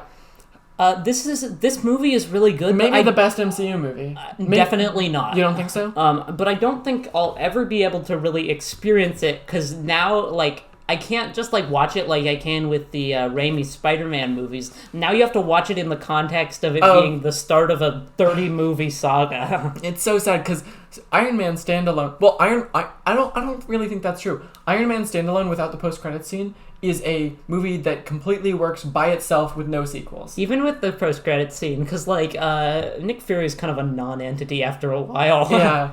Like, he's just kind of there. He's technically in Endgame. Yeah. Technically. He's just there to be like...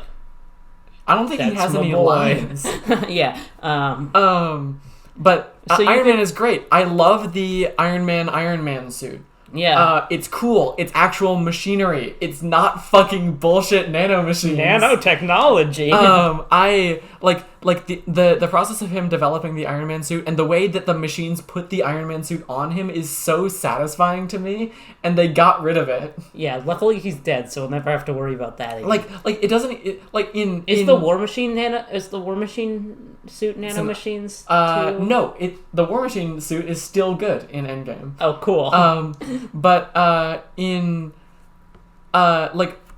Honestly, it doesn't even feel like he's an Iron Man anymore. It feels like he's like an aluminum man. Because one of the strengths of the Iron Man 1 suit is it looks like a suit of armor. It's like a tank. Yeah. Like it feels steel beast. It feels weighty. And you don't get that with that like thin layer over him. Anyway, rant over. John Wick. This is one of Izza's favorite movies. Okay. That's just like the first thing I think of, kind of. I haven't seen John Wick. John Wick is really good. John Wick is a movie that is about John Wick killing a whole bunch of guys. Like Judas said, he is so good at reloading. Like Judas says, I think John Wick was right to kill those guys. They were bad or something. Very good action choreography.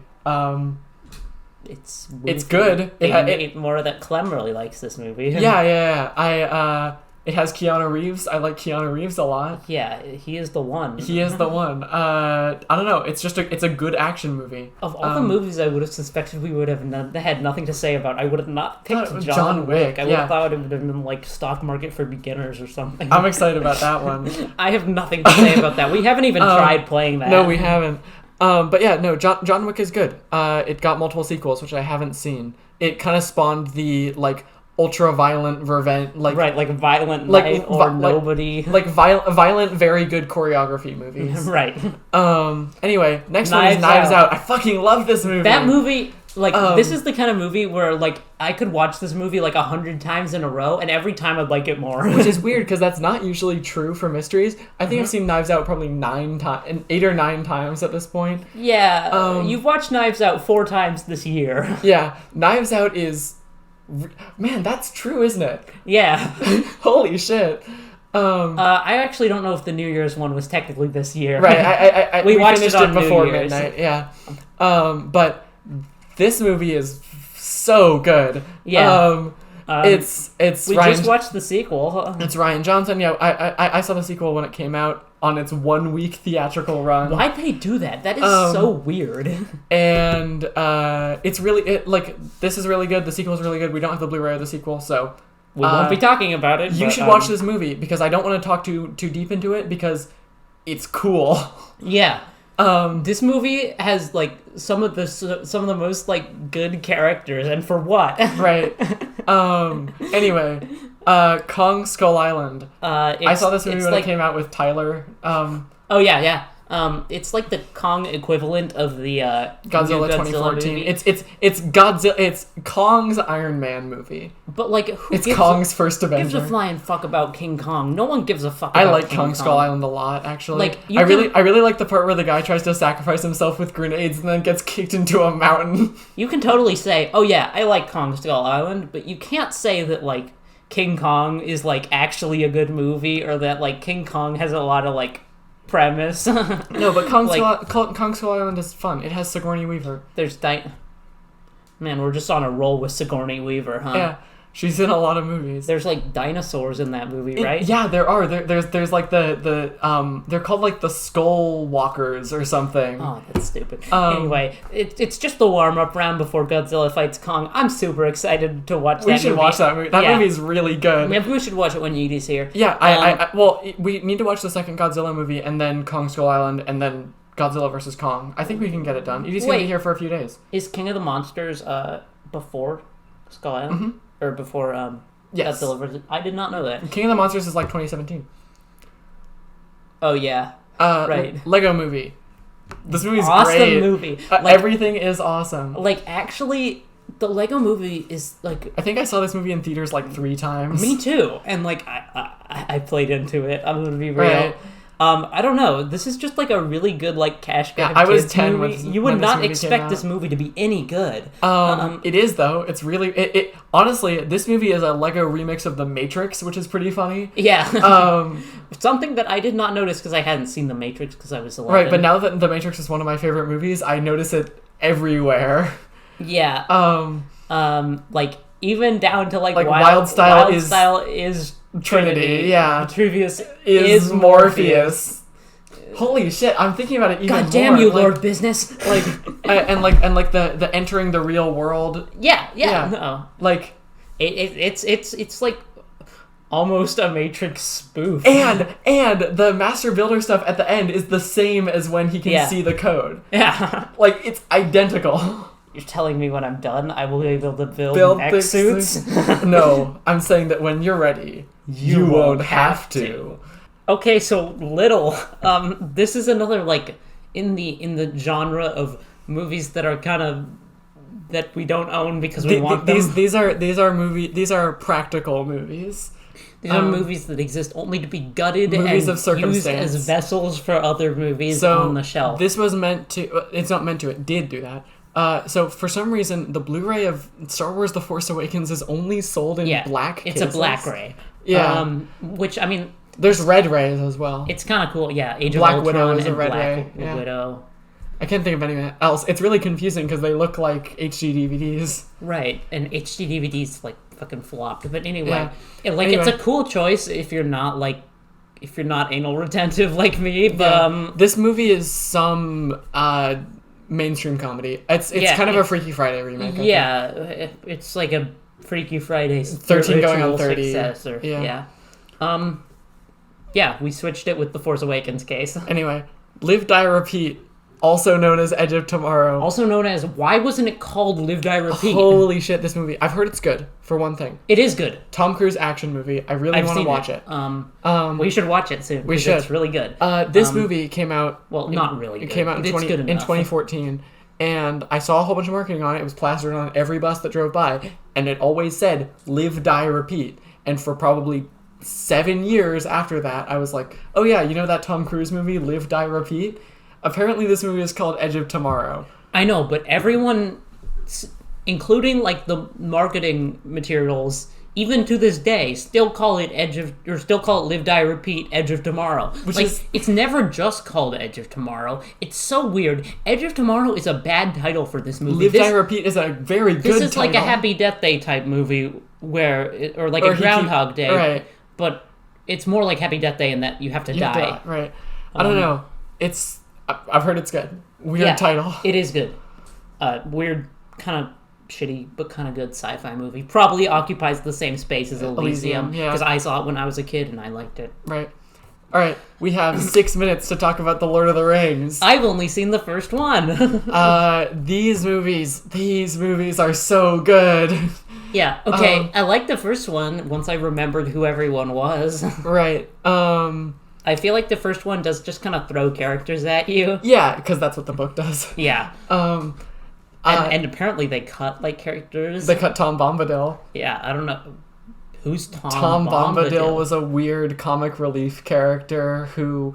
Oh, actually, fun... I guess that's no more of a stupid name than, Legolas or whatever. Yeah, no. But, it sounds stupider. Fun fact, I'm pretty sure Tom Bombadil created...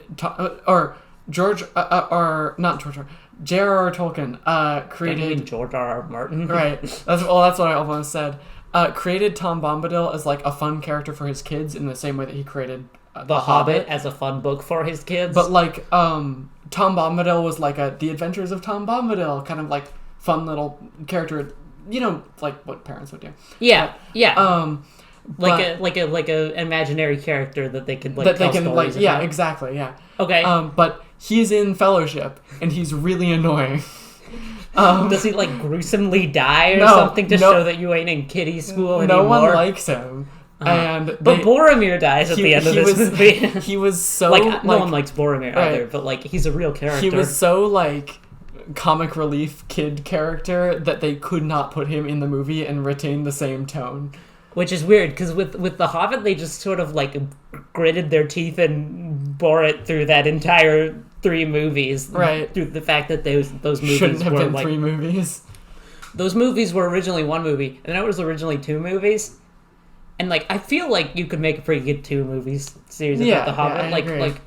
They cut a lot from Lord of the Rings. You could turn that into 2 movies and, add some stuff from... Because there was, the appendix... stuff, right? I mean, the Return of the King had an appendix with a bunch of stuff in it, and the Silmarillion isn't in there, of course. Yeah, I've heard isn't Rings of Power somewhat Silmarillion stuff? I don't know. I don't know. Care. I've heard it's bad.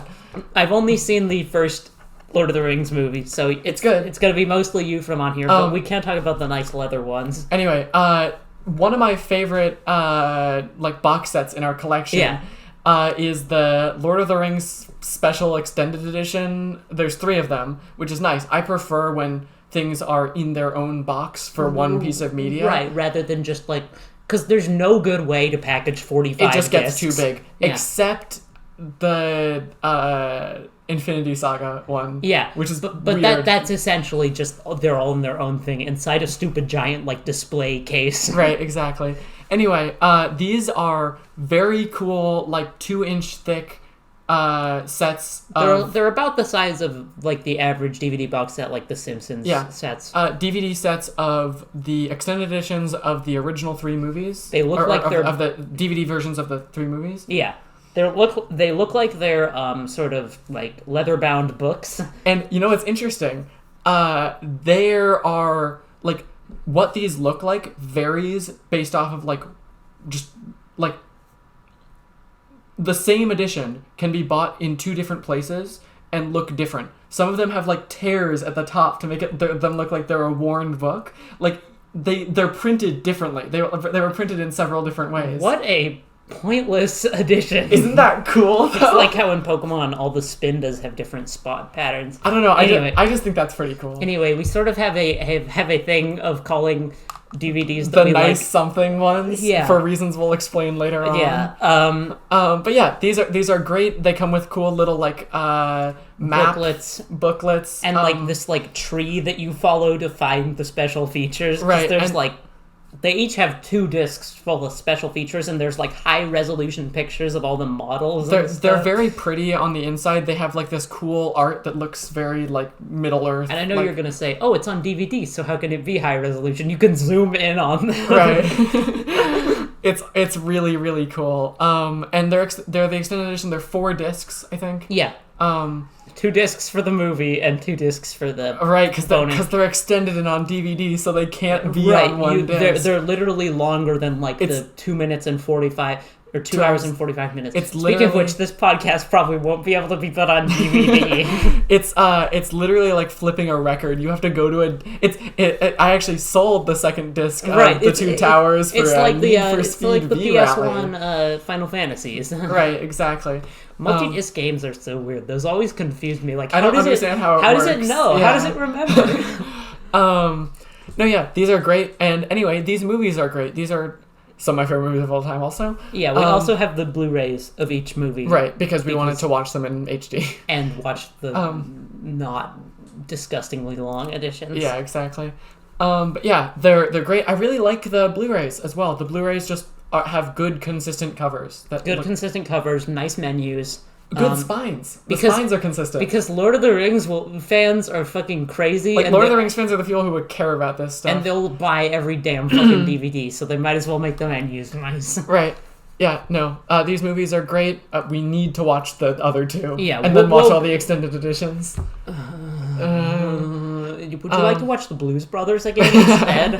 Well, the Blues Brothers extended edition is better than the original. Anyway...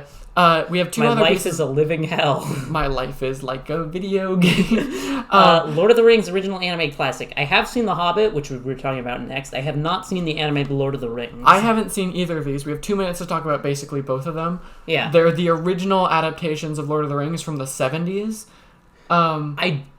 Considering that they got maybe half the books into the 3 movies... I don't know how the fuck did they do. Well, actually, I'm pretty sure it doesn't end. Wait, really? There is they don't get to Mount Doom. Like, they do a lot of Two Towers stuff, but there is no climax to the Lord of the Rings animated, I think. Weird. Yeah.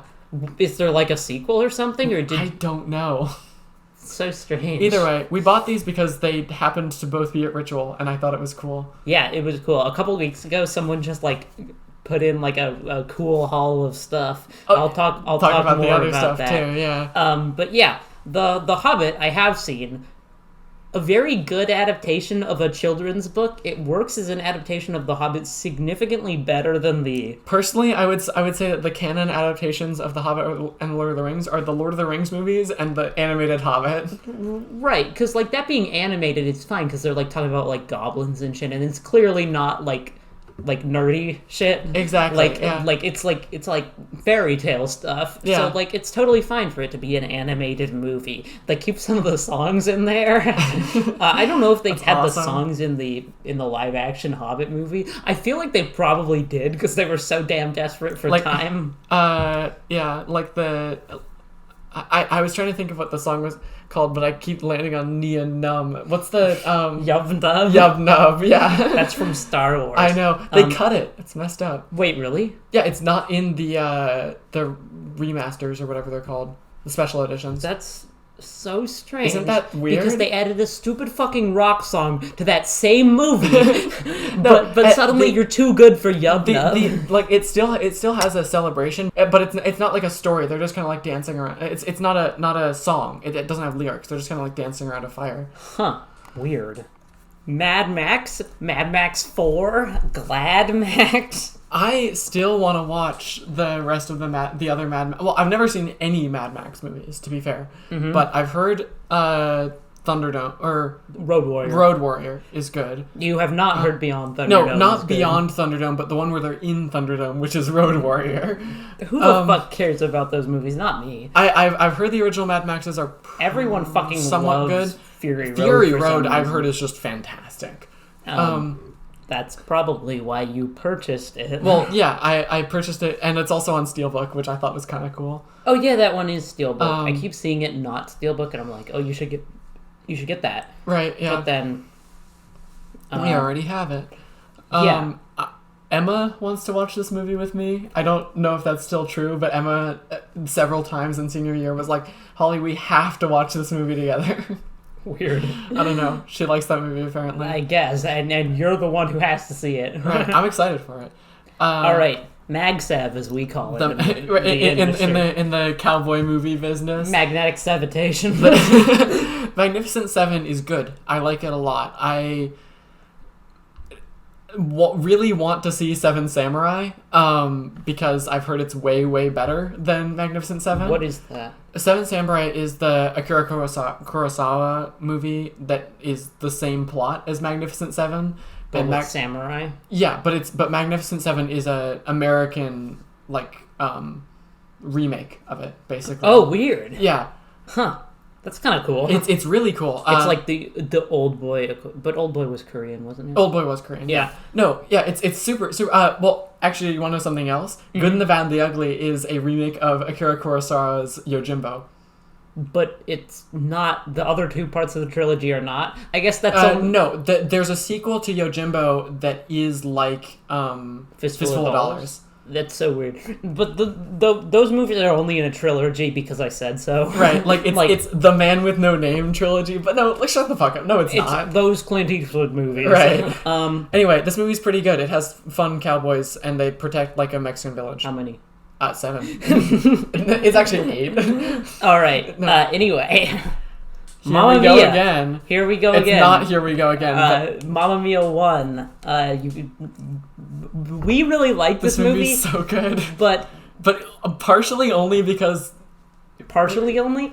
Basically only because Garfield High School put on a incredible rendition of the best Mamma Mia production ever to exist. Yeah, not just because we know people in it. It was so good. Yeah, I didn't really know anyone in there. Right, I just knew of them a lot. Right, I don't know. I know Jude. I guess Jude's. Yeah. And Hudson did the costume stuff. So, yeah, no. I know people involved. And Lily was. Yeah, right. But our high school did a incredible performance of Mamma Mia. There's got to be a recording of that out there somewhere. Well, I know they record all of them, so it does exist, even if it's not on YouTube. Yeah. We gotta we need to find. I could probably talk to Saunders about putting together a crew, because Saunders gave me a whole bunch of old footage from old choir performances.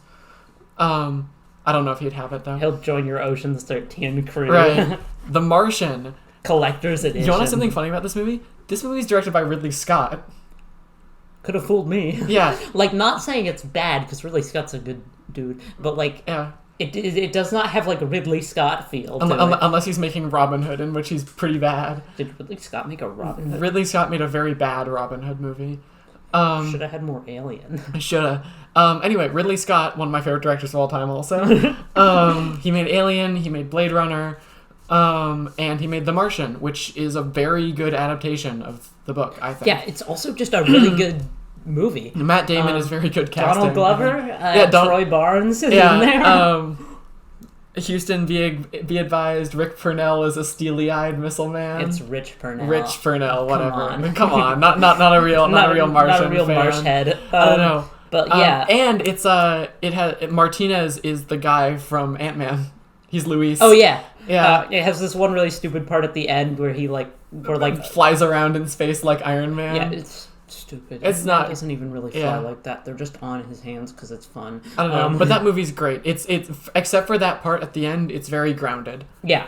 You can totally tell it's written by a guy who had science degrees in science. Right. Exactly. It's really, really good, and the book is great too. All right, now we're going to talk about The Matrix. We're going to talk about The Matrix for 4 minutes. All right. I think we can do it. Yeah. We have a few different things of this.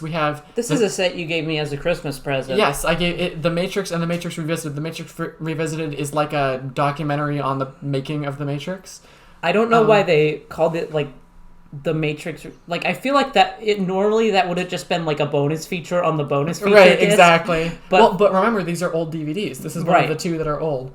Oh yeah, but these aren't old. There's a set of these in packaging at Ritual. Really? These DVDs, in shrink wrap. These DVDs get made. This is the way Matrix DVDs exist now. Weird. It's a weird relic from the time when they had those weird flap DVDs. But anyway. Another one of the Matrix things we have is the Animatrix. Also an old DVD. Which is Animatrix is so cool. I've only seen a couple of the segments online. We still haven't watched it, but it's a collection of animated or like, is it all anime? Yeah. It's anime short stories in the Matrix world. Right. Two of them are about how like the robot uprising, and then there's ones about like certain members of the one crew of them is the by Nebuchadnezzar and stuff. It's one cool. of them is by Shinichiro Watanabe, who did Cowboy Bebop. Yeah. No. Which is cool. Very, very exciting. Yeah. We haven't talked about like the Matrix. The Matrix. The Matrix is. I feel like I keep saying this, but it's because I was referencing The Matrix when I said it was one of my favorite movies of all time. The Matrix is legitimately probably my second or third favorite movie of all time. Behind Blade Runner. Yeah. And ahead of like Fiddler on the Roof or something. And Knives Out. And and Midnight Run, maybe. Oh, yeah, classic. The Matrix is so good. It gets better every single time I watch it because I notice new stuff every time. There's a cat. There's a Letterboxd review that I read that it has just enough like college bullshit to make a lot of like film bro types like it, with also while also saying that it's really, really cool to walk into a government building with guns in your coat. But like, that scene's so awesome. But it's so true because the movie has incredible action while also being pretty deep, but it really doesn't detract from the action. But like being deep in a way that doesn't make you be like, whoa, deep. Right, like it's just cool. Saying whoa deep is annoying. This movie is annoying. That's what The Big Lebowski does. Yeah. I hate The Big Lebowski. Yeah. Fucking hit you entering a world of bullshit. Yeah. Anyway, that movie's really good. I have never watched the sequels except for the fourth one. We'll talk about the fourth one because I was gonna buy the Blu-ray for the fourth one and then I didn't want to. I decided to get the Picard collection instead. Yeah, well, the Picard collection's pretty cool. We'll it's 4 movies. Yeah. But yeah, the Blu-ray, the fourth one is. It's a legacy sequel. Yeah, it's sort of like a soft remake of the Matrix itself. I mean, Morpheus is a different guy. Yeah, the first like hour and a little bit of that movie is awesome. The first hour of that movie is like genius. Yeah, if the entire movie were that good, it would be like almost on par with the original. The first hour of Matrix Resurrections, yeah. The first hour of Matrix Resurrections is Neo back in the Matrix working as like a game designer who made a game that is the Matrix. And it has so much interesting satire and good writing and like it's so good. Also, some guy calls like Trinity a MILF at one point, which is really weird. I don't know. It's so perfect, and it kind of devolves into kind of shitty action movie, but yeah, it's still good. It turns into Matrix sequels if they were a little better. I don't like The Matrix Reloaded. They got a slinky up the umbilicus. we also have The Matrix Reloaded. I don't like that movie that much because it takes. I've never finished it actually, but we watched the first 45 minutes in Trinity, and we're just like making out in a variety of Zion-based Too much of it takes locations. place in Zion. One thing I do want to say about Matrix Resurrections is there is a line at the end that we make fun of constantly. Yeah, I said it. Did you? I said slinking up the umbilicus. No, that's not what I'm talking about. Oh, really? Yeah, classic. So Agent Smith, played by Jonathan Groff of King George from Hamilton fame. Did you know that? You totally told me that, but I didn't. Anyway, that's Agent Smith in Matrix Resurrections, and after he kind of like helps them out at the very end to fight against Neil Patrick Harris, while he's leaving, he says to Neo, "You see, Tom, that's the difference between you and me. Anyone could have been you, whereas I have always been everyone," which is like a thing Agent Smith can do, I guess, but that's a lot like a couple weeks ago we came up with that being like Lex Luthor saying to Superman like, you can fly but I'm really smart. Right, like it's like, it's even worse than that because like one of them is like a real thing. It's like if like at the end of Harry Potter Voldemort said to him, anyone could have been you, because that's true, like Neville could have been him, right, whereas I can cast spells. Like right. It doesn't make any sense. I don't know. These movies are really good. Believe it or not, we actually like that movie. Yeah. Anyway, Men in Black. Yeah, Men in Black. Men in Black 1 is great. I haven't seen the other two. What other two. There's one movie called Men in Black 3. Right. We also own Men in Black 2, but like, shut up. What's Men in Black 2? What's Men in Black 2? What's Men in Black 2? They use the Fagora machine. Right, exactly. I just recently rewatched Men in Black, and like, they use the fucking thing so much. Like, we're so irresponsible. They did not have to use the thing. Like, I'm pretty sure I started counting. They used the thing like 18 or 19 times in that movie. It's Tony so Shalhoub stupid. is also in this movie. He's the gun store owner. The guy who whose head gets blown off and then it regrows. Yeah. This movie's really good. Probably my favorite Will Smith movie. It's a sci-fi. What, you don't like Wild Wild West with the giant mechanical spider? Like Will Smith has got to have been in other good movies, but they're not really coming to me right now. Fresh Prince, but that's not a movie. Like, yeah, Fresh Prince is good. And like, is it though? Right. He was in Bright. You know, the Fairy Lives Don't Matter Today movie? You literally told me about this movie yesterday, I forgot about it. Yeah. Raccoon Lives Don't Matter Today. Why? Anyway, I've never seen Men in Black 3, the only sequel. I have. It's good. It's got, like, time travel bullshit. It was actually the first one I saw, and I was like, for some reason, like, my mom was like, Men in Black 1 will frighten you, but Men in Black 3 scary. Is fine. Like, what, was I gonna be I mean, I guess... There's just some gross parts, There's some gross parts with the bug. Also... And, like, I guess if you got attached to the like, bug from the beginning credits, then you got squished, you'd be traumatized. You want to know something interesting about Men in Black? About another, like, actor thing in Men in Black? The guy... You know the tall guy who plays the... guy who is being piloted by the alien? With the guy who's bald? Mm-hmm. That guy is Loxana Troy's assistant in Next Gen. Who's Loxana? Troy's mom. Who, like, comes in a few episodes, and she has this really tall, like, soft-spoken assistant who... They give wine at the end. He's like, "Thank you for the wine," and it's like the only thing he says in the entire episode. Anyway, I haven't seen Men in Black 3 in a long time, but I do remember they go on there's Apollo 11 stuff. Oh, that's cool. There's time travel. He's in the moon. It's like how in Just Boris. It's like how in Days of Future Past, Magneto tried to save JFK from being assassinated. Right. He needed to see them go to the moon and do the other things. Do you remember that? No. No, in Days of Future Past, you know how people say, like, there was a second shooter because the trajectory doesn't exactly make sense?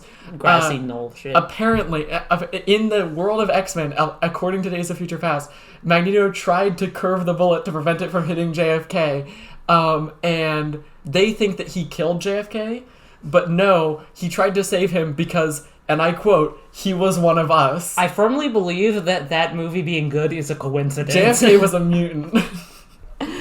We're 2 minutes for this next one. For Midnight Run. Set the clock. This movie is so fucking good. Yeah.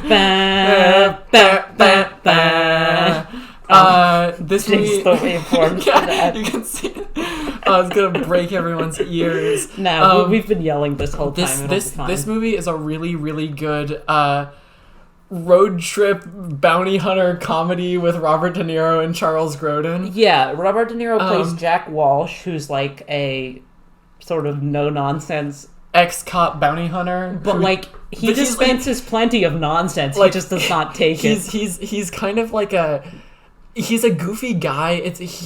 There's, like... Part of it, the appeal of his character is that he's like a tough guy who is kind of a loser.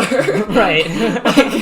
like he's like a divorced dad who's trying to be a tough guy. And like he thinks he's really funny, but and he gets like shit on by his like rivals all the time. Right, and he's like making jokes throughout the whole movie. Right. And no one laughs at them. Except him. Yeah. Anyway. The other part of this is Jonathan the Duke Mardukas, played by Charles Grodin, who's like a kind of soft-spoken accountant who embezzled $12 million and gave it to charity from like a mob boss. Yeah. And you think this movie's gonna be like a bounty hunter movie where he like tracks him down, but he tracks him down in like 5 seconds using some like device that some weird like 80s. You've seen this movie telephone. like 5 or 6 times. Yeah. I still don't really understand what he did there. He tracks a call somehow. He just uses a machine to win. Anyway, he finds him in like 5 seconds, and the rest of the movie is like them trying to planes, trains, and automobiles. By the way, the setup of this is that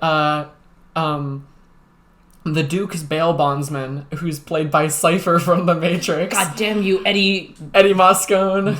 Moscone, bail bonds. Yeah. Anyway, we're going to talk about this for more than 2 minutes. That's okay. I'm going to give us 2 more minutes. Yeah. Anyway, the setup is that Moscone lent the Duke $500,000 to on bail, and then he fled, and Eddie Moscone needs to get the Duke back to not lose $500,000, and he's gonna pay Jack Walsh a lot of money to do it. Right, and when it looks like Jack's not going to be able to do it, he sends this other asshole Marvin for a quarter of the price. Marvin is like, he literally says like, "What are you giving Walsh?" And he's like, $25,000. Yeah, when he's actually giving him $100,000. Yeah, and like, Marvin's just like a piece of shit. Marvin is a dick.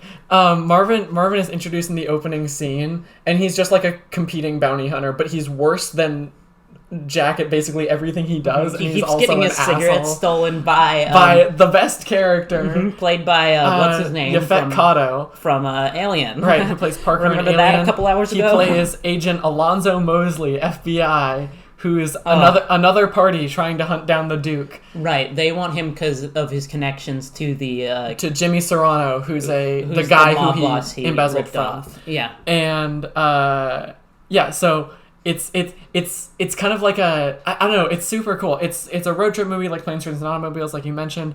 And it's also like several different parties converging onto one location. Another thing about this movie is that Jimmy Serrano basically like got Jack to stop being a cop in Chicago. That's why he's not popular with the Chicago. Why aren't you popular with Chicago? Because they were all on the take.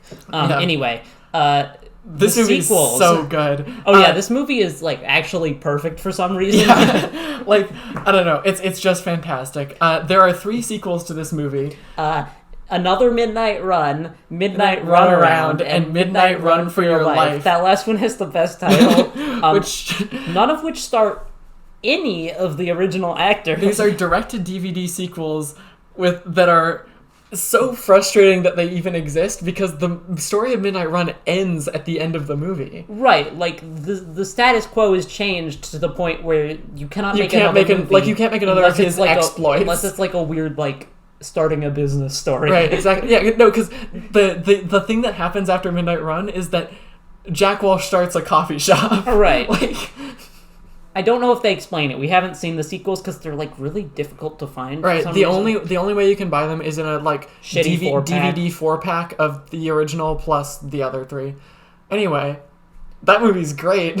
Yeah, you got like it's not like a bootleg, but it's like an unofficial it's a fan-made Blu-ray. Yeah. Yeah. Anyway, Mission Impossible: Rogue Nation. This is the only Mission Impossible movie I've ever seen. This is Mission Impossible 5. 5, yeah. Because it's one. Right, this is the one with 2, the 3, Ghost Protocol, and 5. This is the one where he hangs off the side of the plane, and also the one where they put Tom Cruise in like the Tom Cruise killing machine. There's this machine that he jumps into that's like just water going into a tube to get to this like secret underwater vault. Yeah, they're like hiding the security codes or whatever bullshit he needs to find inside this like washing machine. Yes. And he needs to like dive in there and hold his breath for 2 minutes. And this was totally Tom Cruise being like, I gotta do my own stunts some more. Right, like guys, he does his own stunts. I believe he actually did that. A very cool thing. This movie is very good. I will say. Yeah. He hangs off of the side of a plane in the and beginning he actually of it. did that. I cannot wait for the day Tom Cruise just like gets dies, himself fucking killed. What if they do that as like a PR stunt for Dead Reckoning 2? Right. Like he died on the last day of filming. Right, exactly. All right. Okay, Tom, for this scene we'll need you to get shot. Right. All right, The Motorcycle Diaries. This is a good movie that we haven't watched because it's not funny. I mean, it has funny parts. I can experience other emotions, right. like this one. This make like a farm animal. Anyway, The Motorcycle Diaries. The Motorcycle Diaries is a very good movie about young Che Guevara's motorcycle trip that he took around Argentina when he was a student or just graduated as a doctor, I think. Wait, is that supposed to be Che Guevara? Yeah, it's him. Why doesn't it look like him? Well, he's like 10 years younger. But anyway, it's a story of Che Guevara before he was Che Guevara, when he was radicalized by seeing poverty in the Argentine countryside. It's very, very good. Right. I don't have that much else to say about it. The Blank Diaries is a title that makes me think of YA books. Or the Princess Diaries. Yeah. Well, it's because it's based off of the diary that he took during the... Yeah. The Muppets. This is the 2011 film. Everything that I need right in front of me. I really liked this movie as a kid. Yeah. I have a story where I got this movie from a Redbox while my parents were like going out or something. That's cool. And it skipped over and over again, and it kept playing the first song. And for some reason, like me being like 8 or 9 or something, just like uncritically accepted this as like a weird avant-garde art decision. And my brother got really mad at me because he thought I was playing the opening song over and over again on purpose. My most distinctive memory of getting like a movie while my parents were gone was getting like pizza and X-Men Apocalypse. That movie sucks.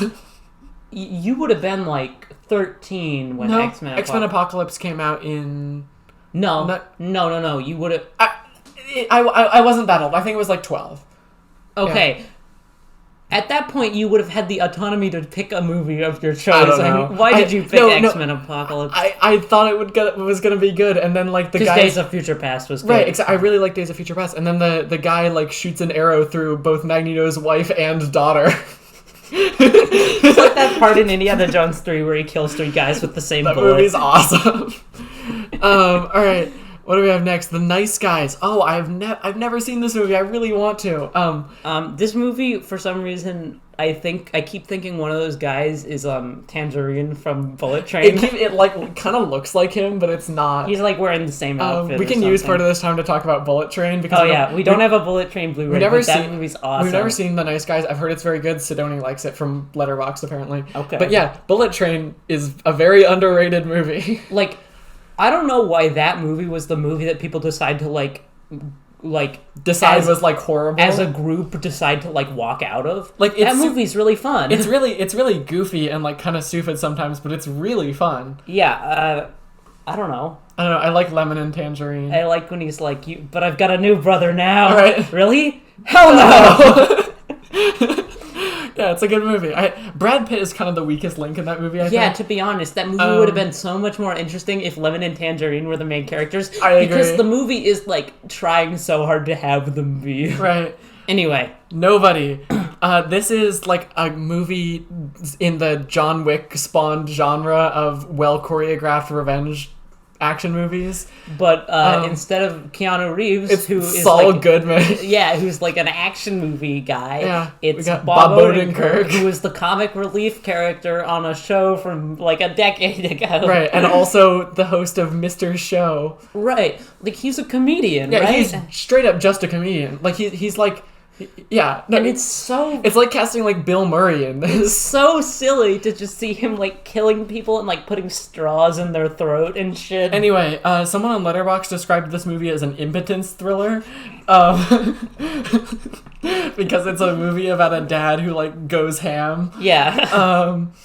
I don't know. It's pretty good. It has well choreographed action. It has the bus fight scene, which like there's no way the bus fight scene's that good. The bus fight scene in 4K. Yeah. All right. Office Space. Oh, this movie rules. Yeah. For some reason, I watched this movie when like in 2019, I think, when I was at like a beach with my parents and we were like staying at someone else's house. Yeah. And they had Office Space on DVD and we watched it and I thought it was like okay. It was like kind of like a comedy movie. Anyway, we rewatched this just because it was on HBO like a few months ago.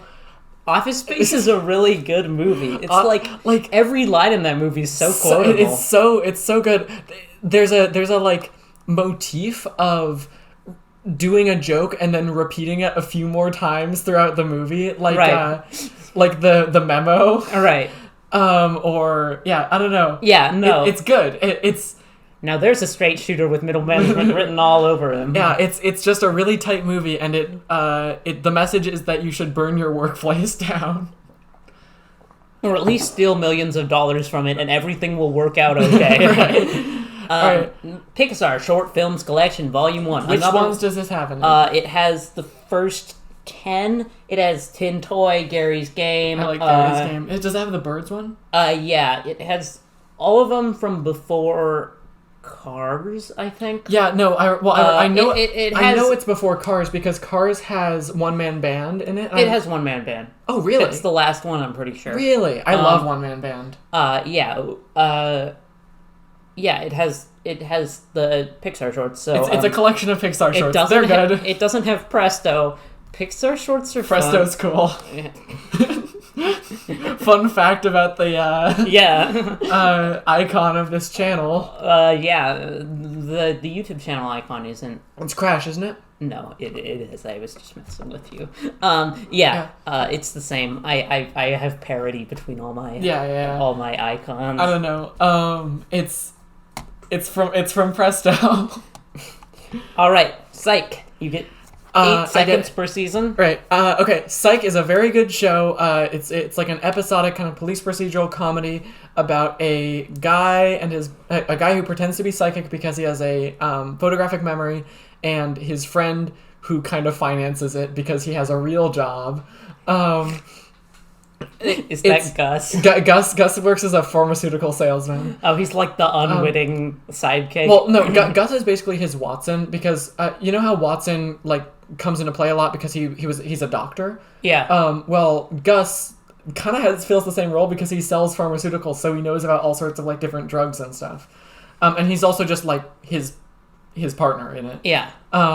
I don't know. Psych is great. I've only seen the one episode with the hostage situation, which was a pretty good episode. Good. Yeah, it's kind of hard to get people into because it's not like prestige TV and it doesn't like get you hooked, but it's very, very good episodic TV. Yeah. It comes in the stupidest packaging imaginable. Oh yeah. We'll talk about this more with the Star Trek ones because we'll have time. Pulp Fiction Collector's Edition. Like Cass said before, anyone with a pulse likes Pulp Fiction. That's not true. It's okay if you don't like Pulp Fiction. I love Pulp Fiction. The Pulp Fiction's really good. Yeah. It has some strange decisions. I like the part where they talk for 5 minutes about whether a foot massage is like those cheating. decisions make sense if you think about being a man with a foot fetish. Right. Or if you think about being Quentin Tarantino and really wanting to say the N-word. Yeah. No, bro, it was his character. No, bro, it's his character who's saying the N-word a whole bunch. Why? Why does he do that? Anyway, Pulp Fiction is a fantastic movie. Yeah, the only part that is sort of weak is the parts where with Bruce Willis. Bruce Willis is there, where he's just what's his name his isn't motel. there. Yeah, like the part Marcellus Wallace. Yeah. When Bruce Willis is just sort of like fucking fagging around. Right. There'll be 2 slurs in this video because I'm gonna bring something up for Top Gun Maverick. Oh, I don't know what it is. Yeah, no, but yeah, this movie's great. Very good dialogue. And the box set is really nice. It's got like a little window that you see Mia Wallace's face through, and then you open it up and it's got like the full cover. Yeah, and you can pull it out and it like unfolds and it has a whole bunch of like stuff from the movie. It's sick. Anyway, Rise of the Planet of the Apes. Why is this movie called this? We talked about this morning. It's the first one in the new trilogy. You guys are never going to believe me.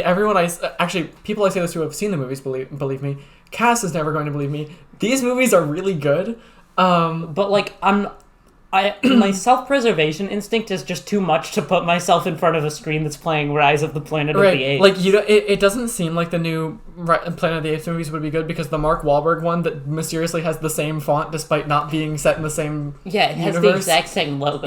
We're still kind of unsure about that. Yeah, it might be in the future. Be the same thing, but the Mark Wahlberg one is a remake of Planet of the Apes. The Rise of the Planet of the Apes, Dawn of the Planet of the Apes, War of the Planet of the Apes are prequels about how it came to be. Those ones might be prequels to explicitly the new one. I think it might be that. I think that would But that makes sense. Still doesn't explain why they called the second one Dawn and the first one Rise. That's not what those words mean. Calling the first one Rise is fine, but not if you call the second one Dawn. Right. Scream. Scream's great. Lola, I know you're going to be listening to this. They're the only one who listens to these. I knew you're going to be listening all the way through this. Yeah. No one else fucking listens to these. If you did listen to these and you get here, good, congrats! You get the podcast gold star. Anyway, Scream's a movie that's like a horror movie spoof, but it's also just a horror movie. It's not like Scary Movie. It's somewhat a parody of Halloween, but not really. Yeah. It's like, what if we decided to make a parody and then make a good movie out of it? Incidentally, that's also what Galaxy Quest is like. Yeah. But Galaxy Quest also has like the weird like meta aspect. We were talking about this before, but Scream and Galaxy Quest kind of fall into the realm of parodies that just work on their own. Right. Because it's impossible to make your way to a local cinema to view a Galaxy Quest without having heard of Star Trek and getting what they're doing with the grab Thor. And honestly, thing. Galaxy Quest, I think the main thing that differentiates that is Galaxy Quest and Scream don't feel like they turn to the camera the way that like Scary Movie or Superhero Movie or anything like that does. Featuring Brent Spiner. Yeah. All right. Yeah. Serenity. Good. Yeah. I always had a thing for you, Sid. In your dreams. I knew that happened the whole movie, and I still enjoyed it.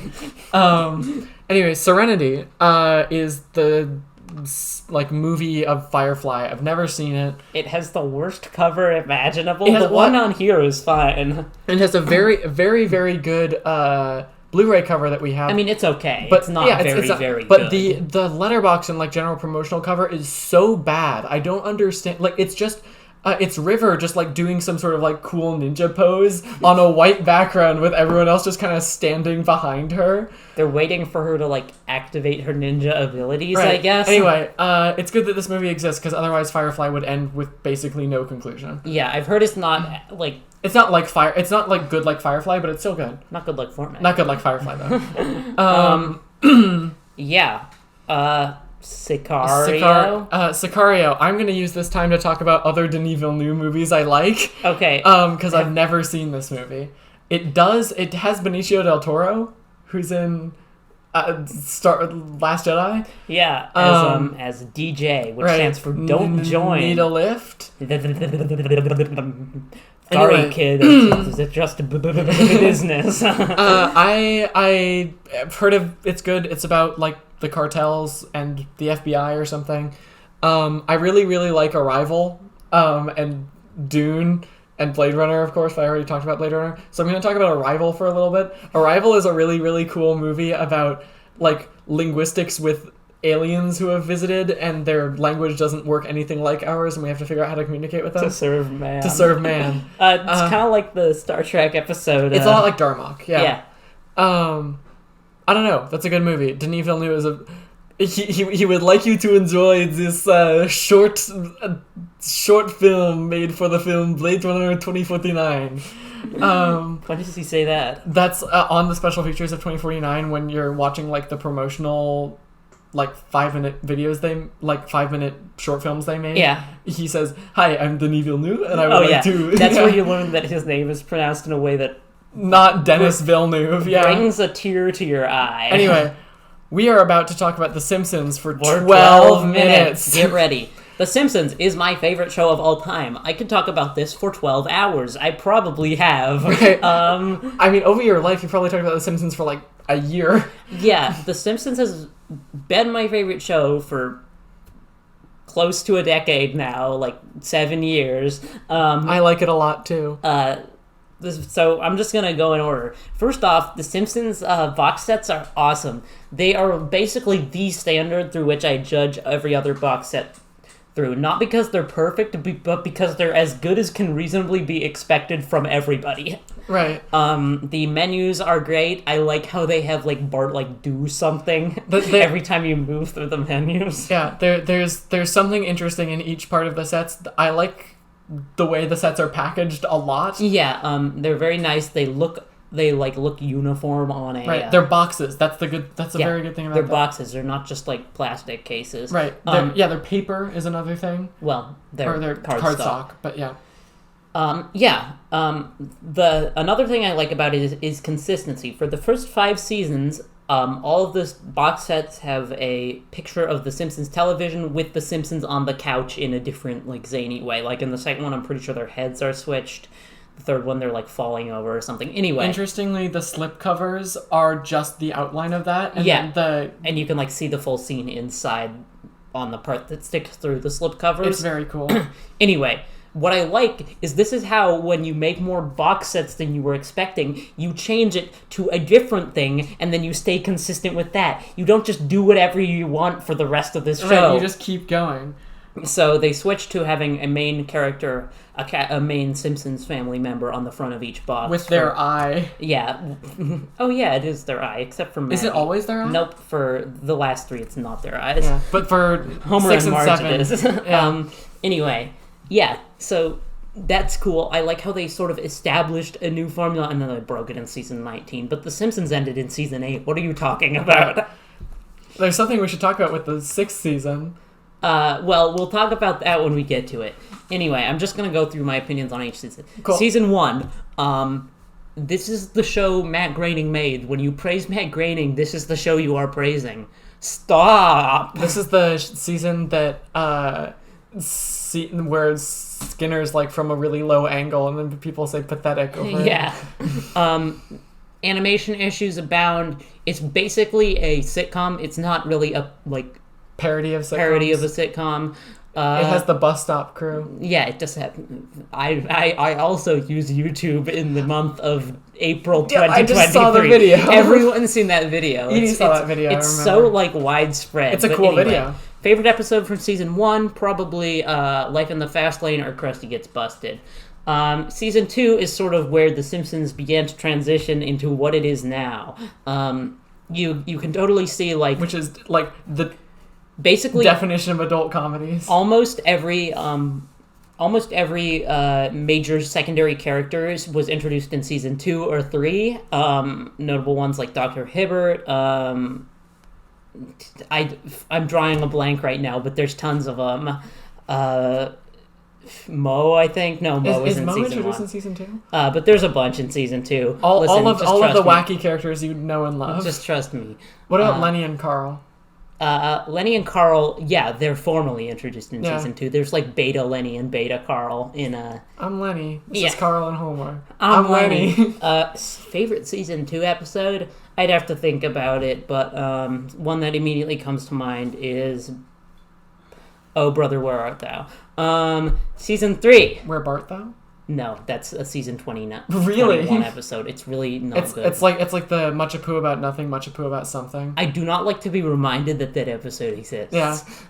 Anyway, Bart, like, steals an orphan to be his brother. Weird. Anyway, season 3, this is where The Simpsons really started going. Great. This is where they hit their stride. Yeah. This is sort of the start of the proper golden age, where pretty much every episode was at least pretty good. Favorite episode is probably Homer at the Bat.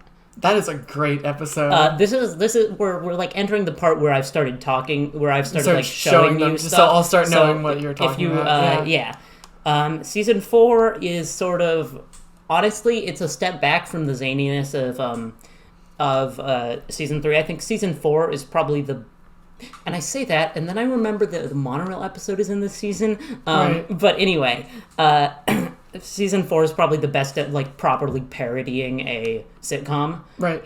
Maybe it's because I was introduced to The Simpsons when it was in season like 28 or something. Not actually introduced then, but like when it was very far removed from what it originally was. But that's like not a concept I've ever really got intuitively, that it was parodying sitcoms I don't know, Everyone Loves Raymond or something. Yeah, like Friends. Yeah, exactly, yeah. Or like it's not parodying Modern Family. It's not parodying Modern Family, no. No. But yeah, season 5, it's weird. Homer goes to space. This should have been a sign that, wrap things up. Right. Homer went to space already, guys. Like there's not much higher you can go from there. Right, you can go to Homer's enemy, and then you get to be done. Season 6 is sort of more grounded again. It's a lot more, like, plot-focused. That's the season that has Who Shot Mr. Burns Part 1 in it. It's the season that has, like, what's it called? Bart of Darkness is the opening. A lot of this stuff is just stolen verbatim from YouTube videos that I've seen. Right. But you don't. Do you have all this memorized? I mean, I have seen the entirety of The Simpsons. Right, yeah. The entirety of The Simpsons. You probably have it memorized like I have Star Trek episodes memorized. Like, right. To an extent. I mean, I know the title of every Simpsons episode. Lisa's Rival is in this. Yeah. My favorite Season 6 episode, probably Lemon of Troy. I love Lemon of Troy. Yeah, speaking of Season 5, your favorite episode, Marge on the Lamb. I love Marge on the Lamb. I don't know what it is about Marge on the Lamb. I mean, first of all, I can't hear the eggs. First of all, I just like really, really like the concept. And it's a very good like Marge episode, and there aren't a lot of good Marge episodes that I can really think of. Yeah, Marge is definitely the most underutilized of the main family, unless you like think Maggie has a lot of potential for some reason. Right. Anyway, Marge on the Lamb is about Marge finding a new best friend in their next door neighbor whose name is Ruth Powers. Ruth Powers, who was introduced in an earlier episode that I haven't seen. Yeah, it's a season 4 episode, New Kid on the Block. Anyway, Ruth Powers is like badass and cool. She has a gun that she uses to shoot precious antique cans. Right. Anyway, there's no reason to summarize this episode because it's not the plot that makes it good. This episode just has incredibly funny jokes in it. It's jokes and it has my single favorite joke in The Simpsons, which is that when Marge is going out with Ruth Powers, Homer is trying to stop her and brings Bart and Lisa out onto the porch, and he's like, "Look what you're doing to the kids," and they say, "Have fun, Mom," and Bart says, "Rock the Casbah, Mom," and Homer looks down at Bart and says, "Man's best friend indeed." So we've sort of like thought through this in like a systematic fashion. Does Homer think Bart is a dog? Or does Homer think the dog is Bart? Does Homer think that like man's best friend is a man's son? Or does Homer think that man's best friend is Bart? There's 4 options, and like I think the one is Homer thinks Bart is the dog. Really? I think it's that Homer thinks that man's best friend is his son. That's the one that makes the most sense to me. It's so you're funny. Right. I don't know. Anyway, I thought really, your favorite really line was, "I'm Lenny. This is Carl and Homer. I'm Lenny." But that's from Homer's Enemy. Yeah, which is my favorite episode. That is one of my favorite lines. I kind of like Simpson, not just like screw the audience jokes, but like fuck you audience jokes. Yeah. But like a screw the audience joke is where like an obvious joke is set up and then subverted. Right. I like Simpsons jokes that like almost have no joke because the joke is just that like something isn't how it is supposed to be. Right. I mean, that's basically Homer's Enemy in a nutshell. Right. But like that's the thing, because there's a part in Homer's Enemy where Lenny introduces himself, Carl and Homer, to Frank Grimes, and he says, "I'm Lenny. This is Carl and Homer. I'm Lenny." There's no way to explain why that's funny. It's like the joke of them having masters. Like, that's just Carl and Lenny are jokes. Right. I don't know. I really like Carl and Lenny. Yeah. Anyway, season 7, it's good. Yeah. Season 8 is my favorite season. It's also probably the most flawed of the 8-season show of The Simpsons. Right. When they didn't make any more seasons after that. Right. I'm just not even going to bother scrolling down. But yeah. It definitely is experimental with like weird meta episodes like Homer's Enemy and you should talk about Homer's Enemy for a little bit. It also has like crossover episodes like Expialidocious, but like it's the Homer Simpson dough and Springfield Files. Speaking of crossover episodes, I can't believe I'm in Danger is from Family Guy. Yeah, we were watching a video so weird yesterday about like the sources of various Simpsons memes. And the Ralph in I'm in Danger. I could have sworn that was from the season 6 episode PTA disbands. But no, it's from a Family Guy like Simpsons crossover. Anyway, my favorite episode of The Simpsons is the second or third to last episode of season 8, Homer's Enemy. It should have been the last episode of season 8, and I don't agree. Season 8 should have been the last season. I do agree with that. You can totally tell from all the meta stuff and like the deconstructive stuff, and the fact that like a good 2/3 of the writers' room left after season 8. Season 8 was intended to be the last season of The Simpsons. Itchy and Scratchy and Poochie is a much better finale, I think. Yeah, because I agree. Yeah. But Homer's Enemy is awesome, though. Basically, Homer's Enemy, the concept is a character named Frank Grimes, who's like a hardworking, no-nonsense man, is introduced to the nuclear power plant and basically is driven insane by the fact that he's living in a cartoon. And then he fucking dies. Yeah, he goes so crazy that he tries to start operating on like cartoon logic himself. I'm Homer Simpson. And electrocutes himself. Yeah. It's a great episode. Another line we quote a lot from that is, do you have any idea how close you just came to killing yourself? And then Homer just sits there smiling vacantly. He eats more like a duck, I'd say. Pigs tend to chew. Right. Anyway, classic episode. My favorite episode. I think I might just like it because it's like weird and dark. It's and, really like, good. Formatty. But yeah. Then there was a shift in the timeline, and we ended up in the bad universe where there's more seasons of The Simpsons. Seasons of The Simpsons. Like, people are always trying to tell me, oh yeah, season 34 is good. And like, probably, like, but I'm not fucking watching that. There was some good stuff from 34. I really liked the new Treehouse of Horror. Yeah, and I really liked Lisa the Boy Scout. Yeah, I mean, honestly, that episode wasn't very good on its own merits, but I really like that they're trying new things. Yeah, I just wish they'd go for it and like actually like fucking screw up canon like that. Exactly. It'd be interesting for a show that needs it. Like, the canon can't be screwed up. There's 34 seasons. Anyway, season 9 was a mass exodus of a lot of the writing staff, but I still think a lot of episodes in season 9 are good. I do not feel the same way about season 10. People tend to say seasons 1 through 10 are good because it's a round number. I talked about this on Twitter today. Tweeting about this, yeah. They're wrong. Season 10 is bad. There are no good episodes in season 10. The best one is probably Lard of the Dance, and that's only because like the Grease subplot is funny. Anyway, I also had the season... Oh yeah, you should talk about how we came to be in possession of the last of these most recent 3. One time Ritual had a just like a ton of new stuff. Yeah. They had basically every season of The Simpsons from 1 through 10. Which is sick. And so I picked up the last 3 I needed, and I also picked up season 20, just because it's a really cool packaging. They made it for the 20th anniversary of the show, because they were releasing the DVDs sort of like delayed, so like season 1 released during season 10's airing or something, but they didn't do that with season 20. They released it immediately. The Head. Season 6.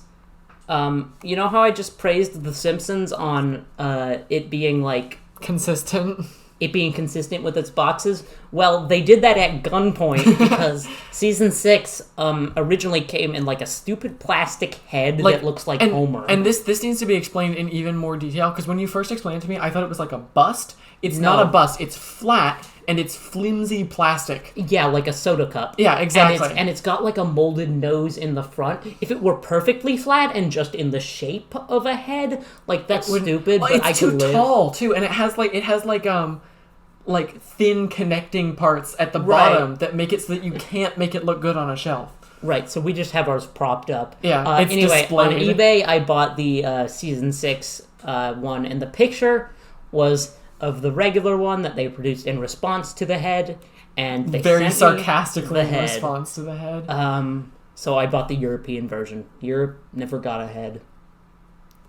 They're constantly staying behind. Yeah, exactly. The Simpsons movie game. The Simpsons movie is okay. It's fine. It's like an okay late season episode. Like it's a pretty good late season episode, but it's nothing.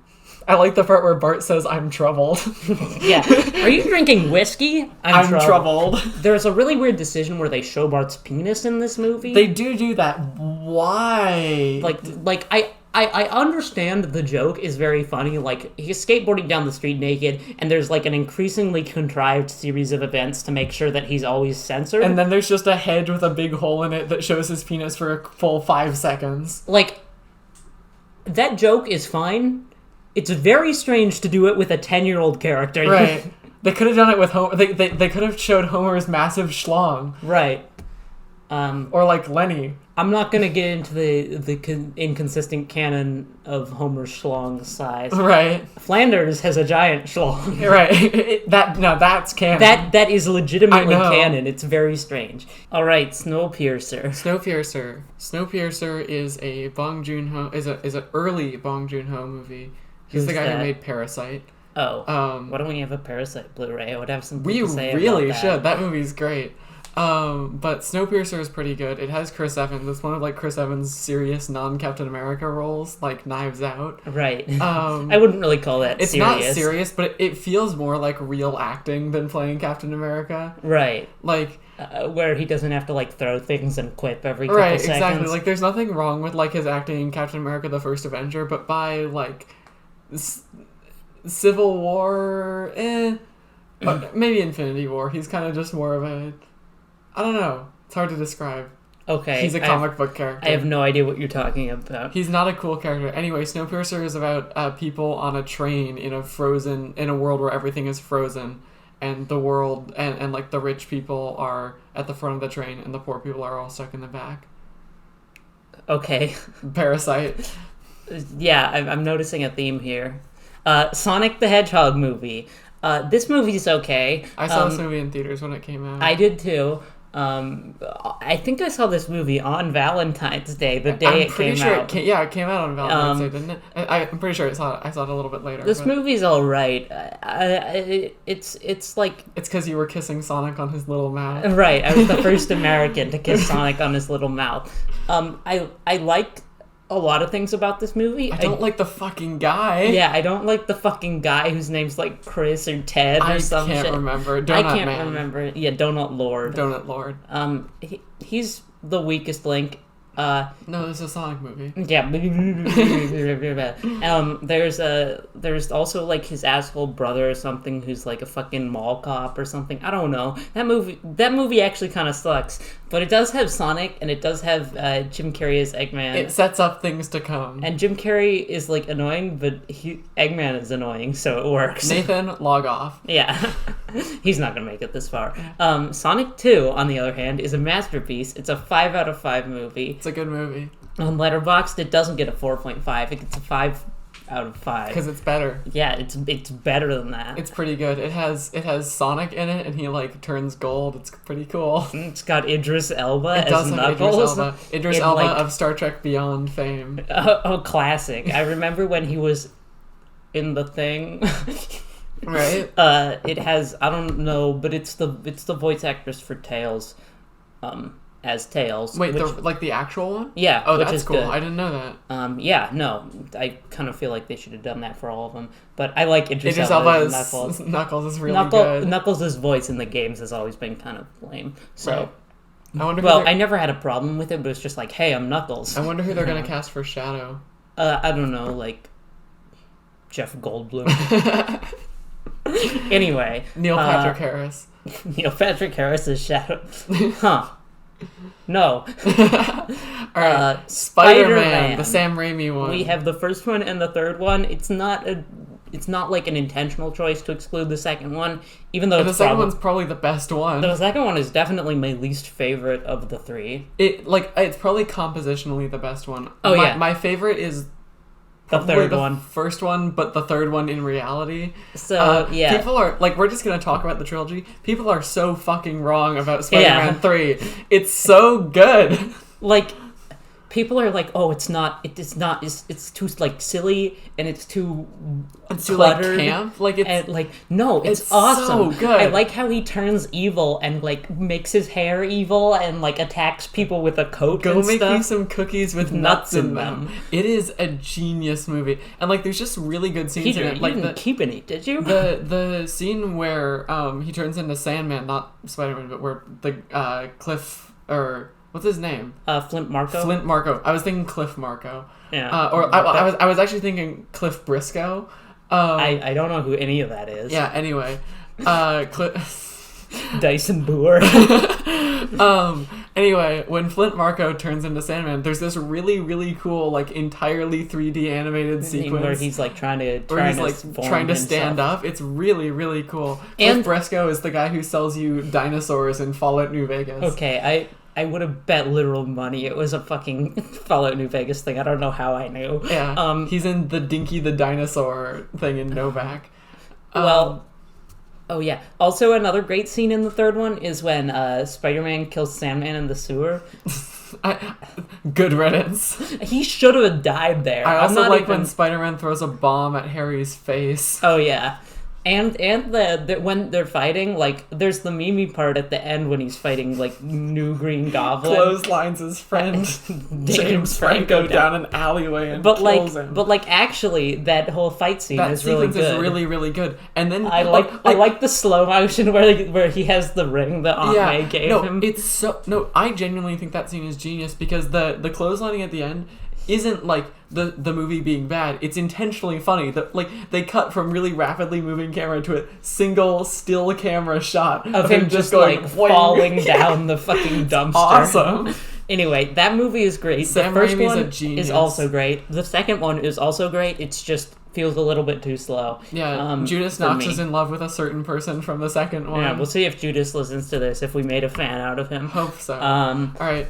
Spider-Man Into the Spider-Verse. Also a great Spider-Man fantastic movie. I think I like the Raimi ones more. But yeah, the Raimi ones. I mean, they're just very different tonally. Right. Like, I feel like every new Spider-Man movie has to, like, have a thing, and, like, with this one, the thing was it was animated and like a comic book. It was animated like a comic book. It was adapting the fucking Miles Morales. Yeah, and the, like, Spider-Verse comics, which seems like so popular to adapt now with the MCU as well.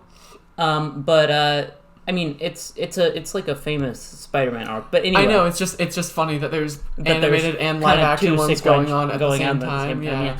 But the Raimi ones don't really have a gimmick. They're just Spider-Man movies. Like that's what's really, really good about the Raimi ones.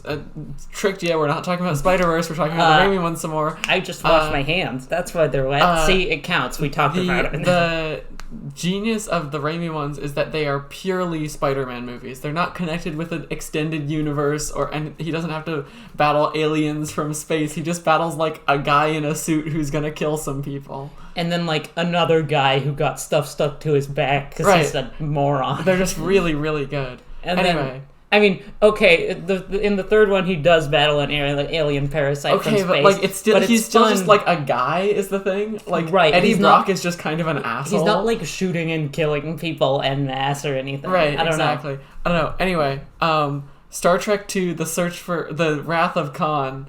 The Search for Spock is the movie that comes after this. Yeah, I was so mad. I haven't seen this movie. I've only seen the fucking 2009 ones. This movie's really good. But I was so mad when I found out they weren't literally trying to find Spock. Because I knew about, like, the scene with the warp core, and I figured because it was called a warp core, he got, like, warped somewhere, and they had to go find him. No, so spoilers for Wrath of Khan coming up if you haven't seen this, like, 45-year-old movie. That is, like, one of the most iconic sci-fi movies of all time. Spock dies sacrificing himself to save the Enterprise. At the end, there's a very famous scene where they launch him out, like, for, like, a military funeral in a torpedo down to a planet, and that is, like, the end of the arc, right? But no, they kept making more movies, and the next one is about searching for Spock, as in resurrecting him with Vulcan magic. They had to bring him back so that he could die unceremoniously in the third J.J. Abrams movie. Right. It's pretty cool how they made the villain of this movie the villain of The Naked Gun.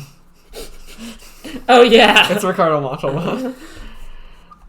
So okay. We have let me tell you a story. 7 minutes to talk about not just Star Trek The Next Generation, but a specific set of Star Trek The Next Generation DVDs that we affectionately refer to as the nice silver ones. So there's this, like, pretty small YouTube... Very small. Like, she has, like, 2,000 subscribers and, like, gets a couple hundred views on each video. Yeah. I don't even think it's in the thousands of subscribers. It's a few hundred, yeah. Yeah. Very small YouTube channel we like. She reviews, like, Star Trek DVDs and, like, games and stuff. Her name is Janelle Waz, by the way. Yeah. Go check her out. Yeah. Well, plug for Janelle Waz. We're always looking out for the rabid throngs of podcast audiences. Right, we're using our superior numbers to bring her more viewers. Right, she needs the bump. Right. But yeah, she has this, like, review series where she reviews Star Trek DVDs, was very displeased with the with like the 2020 box set. It's because it's not very good. Yeah, It's Psych style. We didn't really have a long time to talk about this, but the way Psych is packaged is in one giant plastic, like, Blu-ray case that has these things that, like, kind of swivel that have 4 discs on a single, like, rung of them. Yeah. And they're impossible to get off, and it's terrible. Yeah. That's also how the new next-gen DVDs are packaged, but the old next-gen DVDs, which are awesome. In the best way I've ever seen of any DVD set. They're the nice silver ones. They're silver. And anyway, the phrase nice silver ones comes from a part in the video where she says, like... so basically the way these are is they're like an outer shell. This needs to be explained. Yeah, an outer shell with an inner fold-out plastic similar to The Simpsons. Case. Yeah, very similar to the first 5 seasons Except of The Simpsons. The outer shell of this nice silver ones is not just like a sleeve. It's like a big case, basically. It's super cool. This results in these things taking up an entire shelf, but it's worth it. It's really, really cool. Anyway, the nice things are like in the colors and orientation of the uniforms on Star Trek. And then the outside is silver with just like a hint, an accent of the... Right. They're rainbow as you go through them, which is pretty cool. Because they ran out of colors of uniforms. Exactly, because there's only 3 of them. But anyway, as Janelle Waz says, these inner parts would look pretty good on a shelf on their own. But why would you want to? Use the nice silver ones.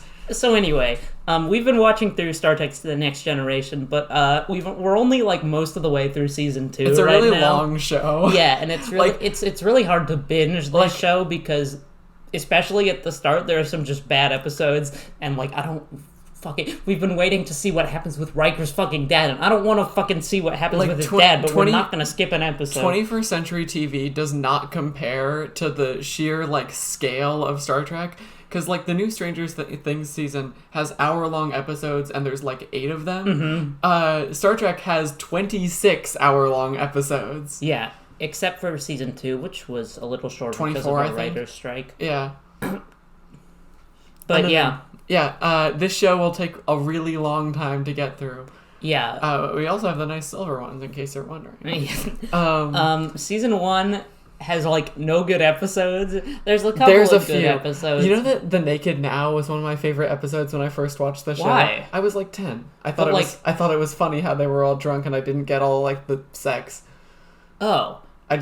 Wait, why would you like that? Because that's the only part of the episode that has any appeal, is that it's, like, weird and cringe. I just thought it was funny that they were, like, being goofy when they're normally... I didn't like that episode. It scared me. That episode sucks. That episode scared me as a child. That's the episode that made me stop watching Star Trek, 2 episodes in. Anyway, so the start of Next Gen is extremely rough. Yeah, there's maybe 3 good episodes in season 1. But, like, just the start itself is Encounter at Farpoint, which I have on the VHS Collector's Edition as well. This isn't on the spreadsheet because I forgot because I'm a moron, but we have it. One time at Ritual, Cass came up to me with a Star Trek VHS and was like, "Can you guess what this is?" And I was like, "Is it Encounter at Farpoint?" And I was right. And I was kind of mad about that, to be entirely honest. But yeah, we have it on VHS too, with no way to play that. It's just fun to have. It's displayed next to the Homer head.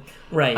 Anyway, the beginning of Next Gen is really, really rough. Encounter at Farpoint isn't very good. Naked Now isn't very good. And then you get to what Jonathan Frakes says, Code of Honor sucked.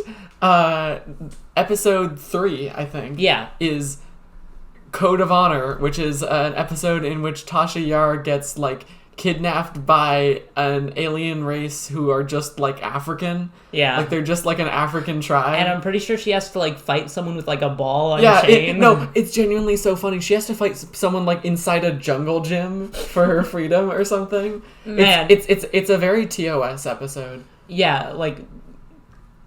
That is just a very, like, succinct demonstration of how the original series Star Trek stuff does not work in Next Gen. Yeah, Jonathan Frakes called it disgraceful and embarrassing. Yeah, pretty much everyone who's been asked about it has been like, please don't associate with that. Yeah, no, I saw, like, Jonathan Frakes and Michael Dorn and Geordie LaForge. Yeah, LeVar right. No, real. They brought him actually him. Yeah, from the future. Talking about it on an interview, and they were all like, I had no idea what they were thinking, and Gene Roddenberry was not this was not Gene's fault. These kind of episodes are probably the reason why ER's actress, who I can't remember the name Denise of. Crosby. Yeah, Bing Crosby's daughter, by the way. Wait, really? Yeah. Weird. Isn't that? Yeah. It's probably the reason why she left the show in season 1 and got killed by a tar monster. Yeah, she got killed by Cate Blanchett in the 2022 movie after she was forced to conduct Monster Hunter concerts. What? That's fun for all you film bros out there. I don't. There's a movie called Tar starring Cate Blanchett about a orchestra conductor who gets canceled. Oh. I've heard it's pretty good. You could have really easily sold me on the idea that movie wasn't good just from the... Tangents aside, Star Trek The Next Generation is a very good show, and we basically didn't get into the actual content of it. Dr. Pulaski sucks. Dr. Pulaski. We have 2 more minutes. In season 2, they replaced Dr. Crusher with Dr. Pulaski because of Gates McFadden's contract in season 2. Which results in sort of weird situation where Wesley's just there. Right, he's just around. Yeah, it's really weird. And the rest of the show is fantastic. I think that the peak of it is season 3 through 5. And season 6 and 7 are very good. They're way better than 1 and 2, but they're not quite as good as 3 through 5. Do you have a favorite episode? My favorite episode is The Inner Light, I think. My favorite is Cause and Effect. Cause and Effect is but great. I haven't seen them all, so it could very well be something Cause and else. Effect is one of my favorites as well. I really like The Inner Light. I really like Tapestry. Tapestry's the one where Q brings him back in time to when he got stabbed in the heart in college. Play Dom Jock Hula. Yeah, that one. Yeah. I love Fistful of Datas. Fistful of Datas is fun. That's like a meme episode. Right, that's not a good one to have as a favorite, but it's a good funny one. It does not speak well to your character. Right. I unironically really like Ethics, even though Ethics is the one where Worf gets taken out by a barrel. Yeah, no, I mean, of course, Chain of Command and, Best of Both Worlds are fantastic. We'll get there soon enough. This show's really, really good. It's one of my maybe my favorite show of all time. It's one of my favorite shows of all time also. Yeah. It's just so good. They don't make them like this anymore. No, they don't. Instead, they make I've heard Strange New Worlds is good. To be honest. But that's the only thing like this they've made recently. Alright, so now we're on to the Star Trek Picard movie and TV collection. Which is a collection of, good Picard-focused episodes. It's just the two-parters that are, about Picard. So it's just Chain of Command and Best of Both Worlds. Yeah, Chain of Command is an episode where Picard gets tortured for 2 episodes. It's good. It's really, really good. And you might be asking, well, why do we have this when we have the entire show on DVD? It's because the DVD fucking Star Trek looks so bad. They're not recent DVDs even. Yeah, they're DVDs from 2004. And they're pretty poorly mastered, and they look very green. Yeah, you're why are they in a kelp forest underwater? Right. It's just every time they show space, instead of looking black, it looks green. It's not great. Yeah. We love the nice silver ones. I wish they made a nice silver ones on Blu-ray. Yeah, well, I don't know. We're slowly acquiring the Blu-ray ones, so I might just switch the discs out. Anyway, the Star Trek Picard movie and TV collection also comes with all 4 of the next-gen movies, which vary wildly in quality from pretty good for First Contact to very bad for Nemesis. I'm excited. Yeah. All right. Star Trek 2009. I am amazed by how good this movie is. Yeah, it's not even really that good, but you'd expect it to be a train wreck. You would expect it to be a 2 on Letterboxd. It's a 3.5 on Letterboxd. Yeah, and I don't think it's a 3.5. I think it's a 3. Mm-hmm. I'd say basically my thoughts on this trilogy are the only one that's worth watching is Star Trek Beyond. Yeah, this movie is entirely entirely saved by the fact that the entire plot is spent justifying this movie's existence. Right, you're young Spock? Right. I don't give a fuck. But then you see old Spock, and you're like, I give a fuck. Because what's so fascinating about this movie is it's literally not a reboot. People refer to these as the reboot trilogy. They're not. They're called the Kelvin timeline, actually. That's fucking dumb. Because the inciting event to make these movies have different events than Star Trek is that Spock goes back in time and when Romulus is destroyed, and tries to prevent it from being destroyed, and fucks it up, and then he wants Spock dead now. Along with a Romulan captain named Nero, who's trying to kill him and kills Kirk's dad.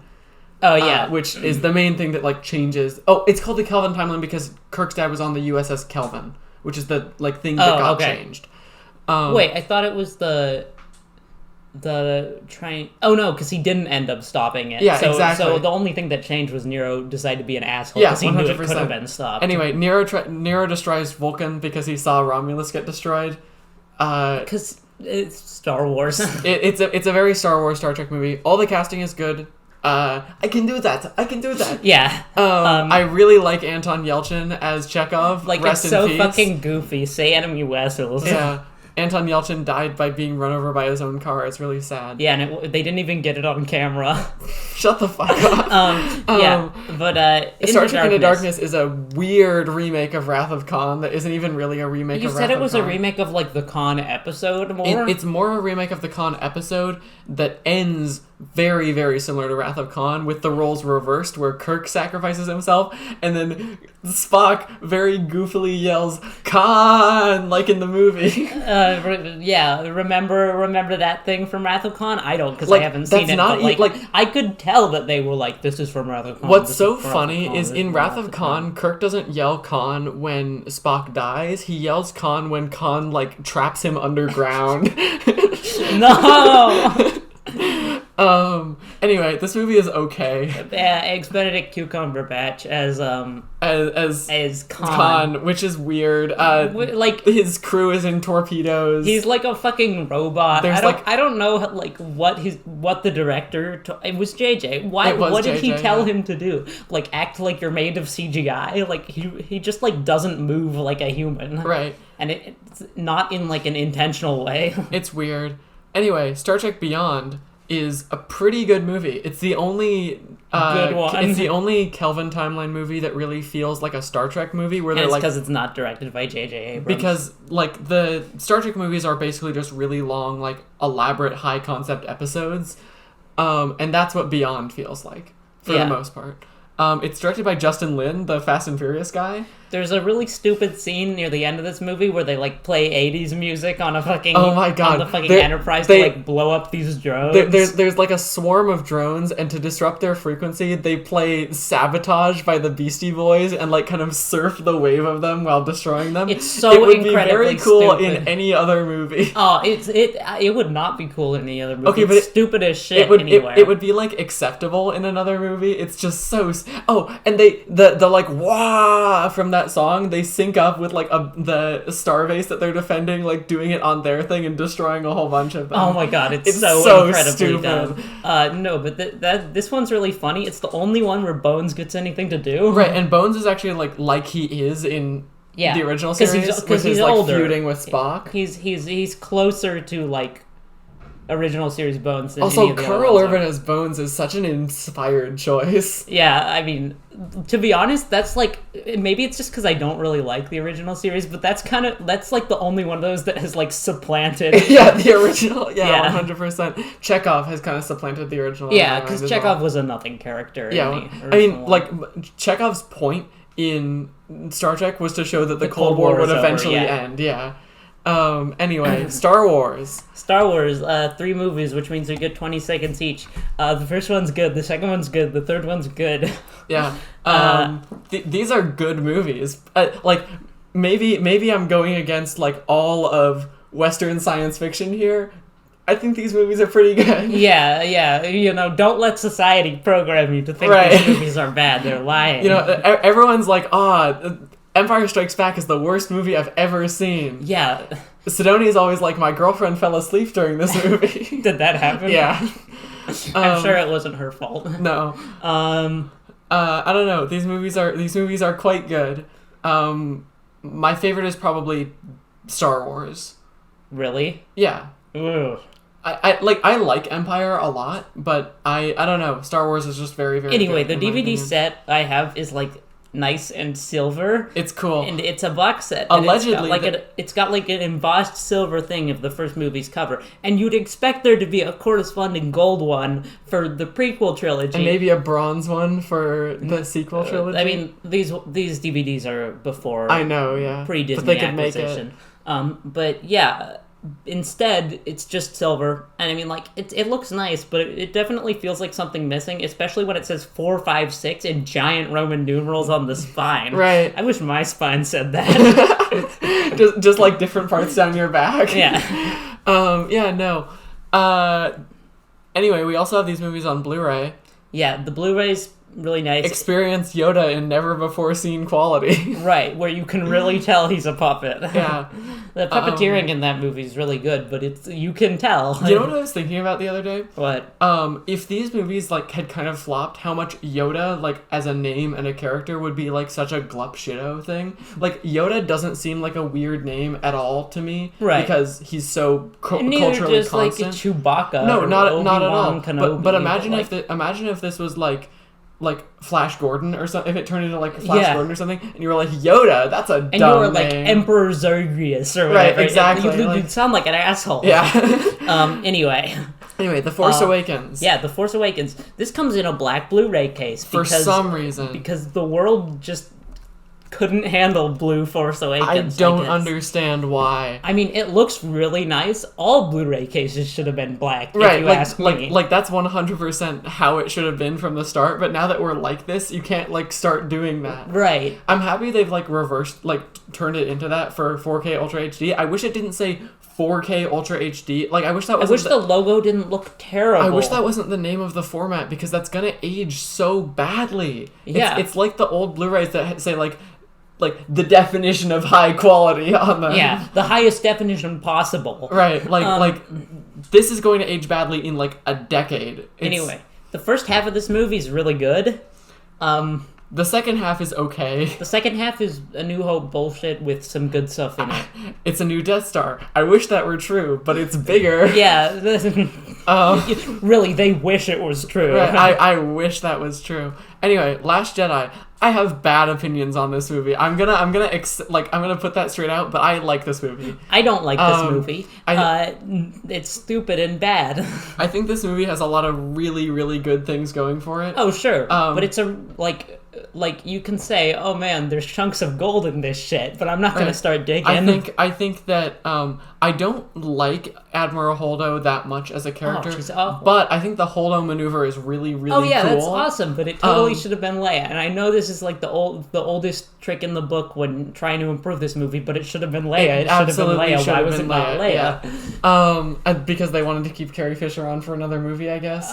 Oops. They didn't know she was going to die. Yeah, it didn't work out so well in their favor. And I don't know, like I like the Salt Planet stuff. I think that looks really, really cool. Yeah, no, that is cool. And I think I like when the guy goes, salt. I think it's cool how like the ground itself becomes blood splattered by the battle because the ground is just red. Mm-hmm.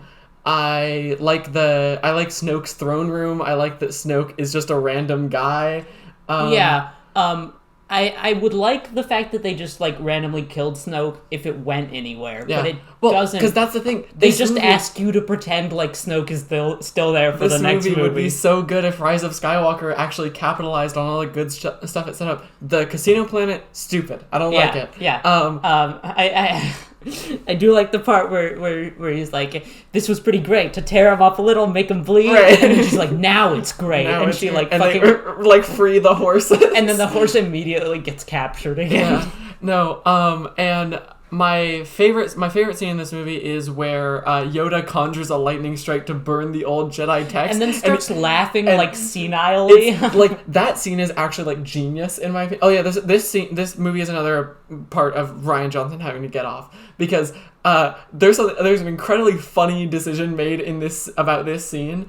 where Yoda says there is nothing in that building that the girl Rey does not already possess. Which you mean like, oh, she doesn't need that. She doesn't need the cool. books. No, she has them. The books. Seriously. I also like how Yoda says, page turners they were not. Yeah, I like weird Frank Oz doing the Yoda voice that he almost can't do anymore, but can mostly do. Yeah. Anyway, I think this is a very good movie, couched in a lot of bad decisions and couched between two movies that don't support it at all. Speaking of which, I think Force Awakens kind of supported it. Yeah. I don't think it would have been a catastrophe if this movie that we're about to talk about wasn't such a catastrophe. If this movie capitalized on Last Jedi, I think the new Star Wars trilogy would be solidly good. It'd definitely be at least okay. Yeah, it would be instead better of like a weird nightmare. I think that if Rise of Skywalker, which shouldn't have been called Rise of Skywalker if the movie was good, these movies would have been better than the prequels. Yeah, they would have called it the time travel one. Right. This movie has a time travel cut that's really, really hard to find on physical copies where they go back in time. We have a Blu-ray that has it, though. Right. It's about 4 hours long, and it's awesome. It's really, really important. Anyway, this movie fucking blows. Yeah, I'm not joking when I said they should have added time travel. They added time travel to Endgame, and that movie was awesome. This is maybe the worst movie I've ever seen.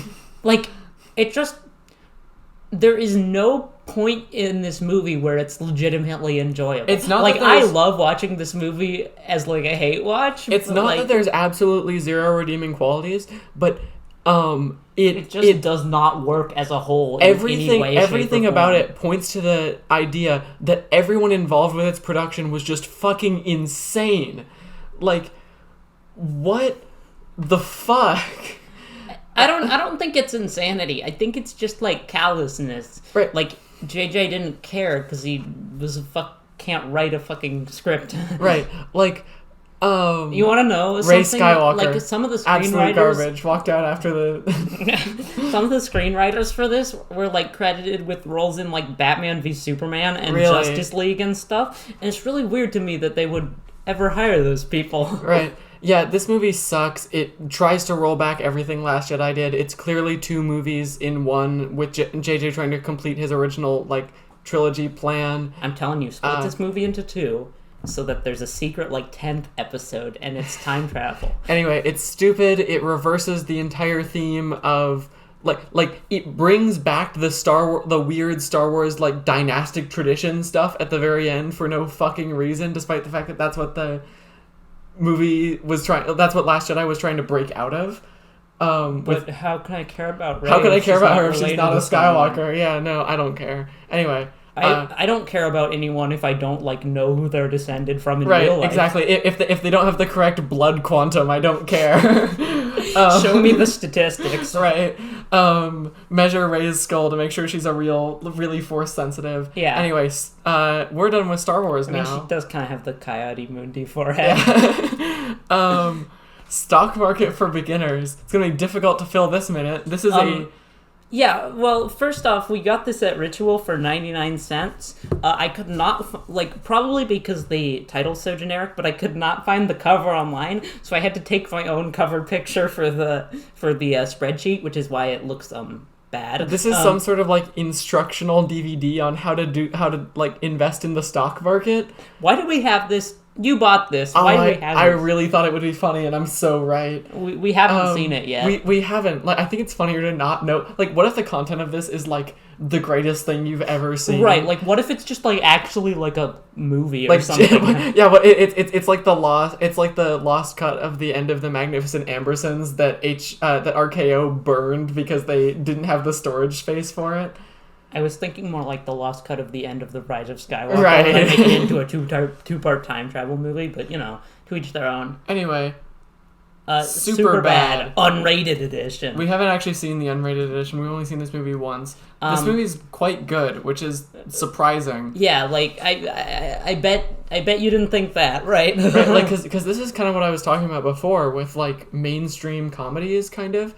But this one is good. It's really good. It's really good, Jonah Hill and Michael Cera.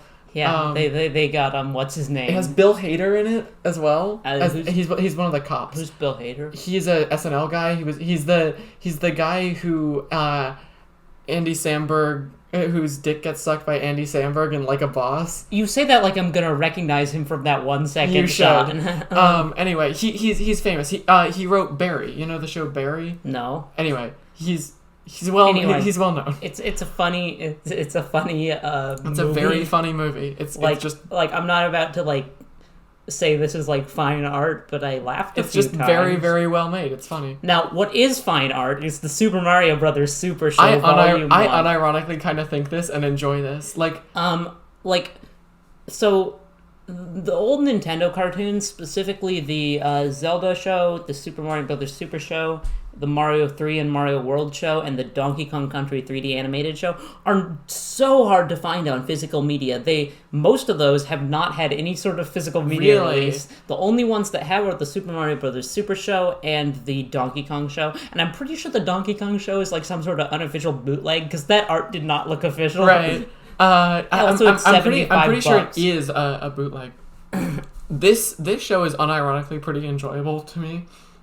I think you might be the only person who can legitimately enjoy this show. Oh, fuck you, Luigi. I don't know. I don't know. It's good. It's not the best. It's not actually good, of course, but I don't really watch it in like a cringe watch kind of way. It's just like interesting as an artifact, and like also imagine you're a child who enjoys this, right? And also I really like the main theme, because everyone likes the main theme with the Mario Brothers and Plumbin's a game. Yeah, in fact, everyone likes the main theme so much that it made it into the Mario movie, which is I was actually kind of disappointed with the way they implemented it. Really, I would have preferred it way more if it was just a trailer thing. Yeah. Anyway, Terminator. I've seen the Terminator by James Cameron, not by Martin Scorsese or something. Wait, there's a new Terminator movie? No. What? There isn't. I'm just... I said by James Cameron to differentiate it, as if there's any other Terminator movie. It's Terminator 1. It's Terminator 1. I've seen the beginning of this movie at a film club in high school, and never again. It's good. It's a steelbook. It is a steelbook. They totally had this Terminator 2 steelbook too, but you got there late because someone already took it. Yeah, because Terminator 2 is a better movie. I've never seen Terminator 2 either. Oh, neither have I. We should watch the two of these, because as you're about to find out, we also have T2 on Blu-ray. Yeah. But yeah, no, it's a steelbook. I like this movie pretty well from what I saw of it. I like the part where he shoots the guy at the gun store. Pretty cool. Okay. I don't have that much to say about this movie because everyone knows what the Terminator is, and I also haven't seen it. It's Arnie. Yeah, it is Arnie. Terminator 2 is better, I've heard. It's cool. It's culturally referenced in basically everything. Yeah, I mean, I know like the rough plot of this movie because of like thumbs up and stuff. It's just general pop culture references, right. But I don't know. I like the metal Terminator, the T-1000. I think that's pretty cool. One? Yeah. I don't know. I've heard this movie is very good. It's the kind of thing that I need to get around to watching sometime. Yeah, otherwise they'll come and take away your license to have 174 DVDs. They'll come terminate me, bro. Yeah, you'll be terminated too. Judgment Day. They took it from us, bro. Do you need help picking out your clothes? Yeah, I don't know. It has Arnold Schwarzenegger, who's pretty cool. Yeah, again. Right. There's a part where he Is he cool? Wasn't he governor or something? He was the governor of California. Why? I don't know. I mean, I guess Reagan was the president of the United States. It's not that weird. The theory of everything. Okay. The theory of everything. I've never seen this movie. This is a pretty good biopic starring Eddie Redmayne about Stephen Hawking from his life before he was like that to when he was like that. I call it a Hawking orb. Yeah. I don't know. Stephen Hawking's a fun guy. It's good. I remember seeing it in theaters when I was 9 or something. It made 9 or 8 or 9. It made me want to be a physicist for several years. Before you realized what that would entail. Before I realized that's really hard. Yeah, and you didn't want to end up in a wheelchair for the rest of your life. Right, exactly. Like that. That's what they force you to do if you devote your life to science like it's that. It's part of the doctorate program. Right. they just break your legs. I do not know why Stephen Hawking is in the wheelchairs. So, he has ALS. Oh.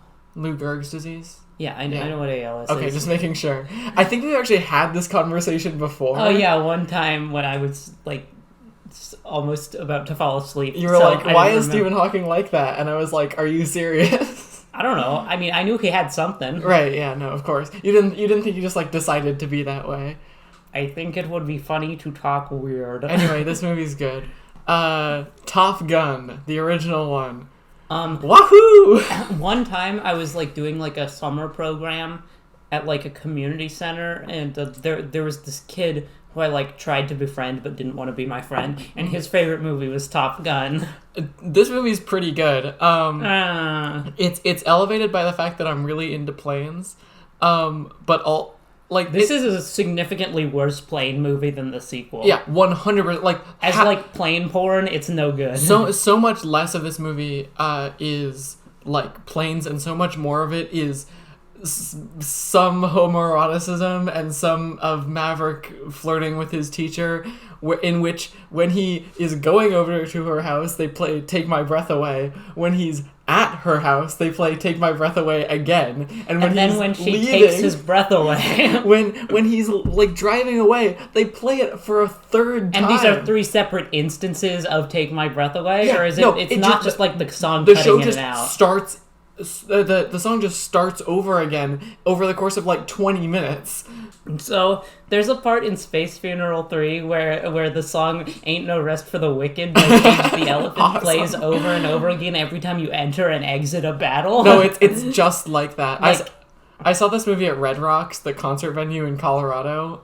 It's pretty good. Yeah, this is the kind of like movie where like an outdoor movie works, because it's like a stupid fucking movie. Exactly. You don't need to like actually pay attention. Anyway, it's a fun movie. The sequel is like an actually good movie. Legitimately very, very good. This Top Gun Maverick is a 5 for me, but that's because I'm weird. I fell asleep in this movie. I really don't get it. Edie almost did as well. Yeah. Well, I remember I woke up and like Edie like very judgmentally said, "Did you have a good nap?" to me in the fucking theater, and I was so mad. Well, but I couldn't like be loud about it because we were in the theater. Right. I think like you fell asleep during like the really the talky bit where he like goes to Ice's house, right? Yeah. Yeah. And then I woke up when there were naked men on the screen. That scene is awesome, and that song is really good too. Yeah. Anyway, this movie is a 5 for me. It's genuinely one of my favorite movies. However, the copy we have is not. We also have 2 minutes because we have 2 copies of this. We have 2 copies of this. One is a DVD that we've watched. It's fine quality with the upscaling, actually. Yeah, it's I like have a prejudice against against modern DVDs of movies, because they feel very low effort. Right. But sometimes with our auto upscaling from the Blu-ray player, it looks pretty nice. It looks pretty good. Also, I really like the menu on the original Top Gun Blu-ray. Yeah. It's cool. It's like a shot of planes and hangars. Stuff, and it's super cool. Anyway, our other copy of Top Gun Maverick, I tried to order a specific Blu-ray copy because I didn't like the American Blu-ray cover because it sucks. But there's a much cooler cover that I tried to order on eBay from Sri Lanka, and lo and behold, I got a Sri Lankan DVD case, which is this super thin thing with and it looks like it was attacked by an animal or bent out of shape somehow. It's really bad. It doesn't close all the way. The Blu-ray itself is washed out on the thing. It's like if you tried to make a Blu-ray case yourself, on a 3D printer. It's upsetting. But it's really fucked up. Anyway, this movie is great. Yeah, I like this movie a lot more the second time when I didn't fall asleep in the middle. Right. WALL-E. WALL-E is the best Pixar super movie. Good. If you think any other Pixar movie is better than this, I have a long rebuttal for you. But Cass, what about Cars? What about Cars? I fucking hate Cars. That's such a bad opinion. I love Cars. No, Cars is a bad movie. No, Cars is cool. Anyway, WALL-E is great. WALL-E is another Pixar movie that I watched really early in my childhood. Yeah, me too. WALL-E was my favorite movie for a long time. Yeah, it's still one of my favorites. I love WALL-E. If you don't like WALL-E, what There's the hell? There's legitimately something wrong with you. Right. Yeah, no, this people say it's preachy, but it's not. It's just good. Is WALL-E preachy?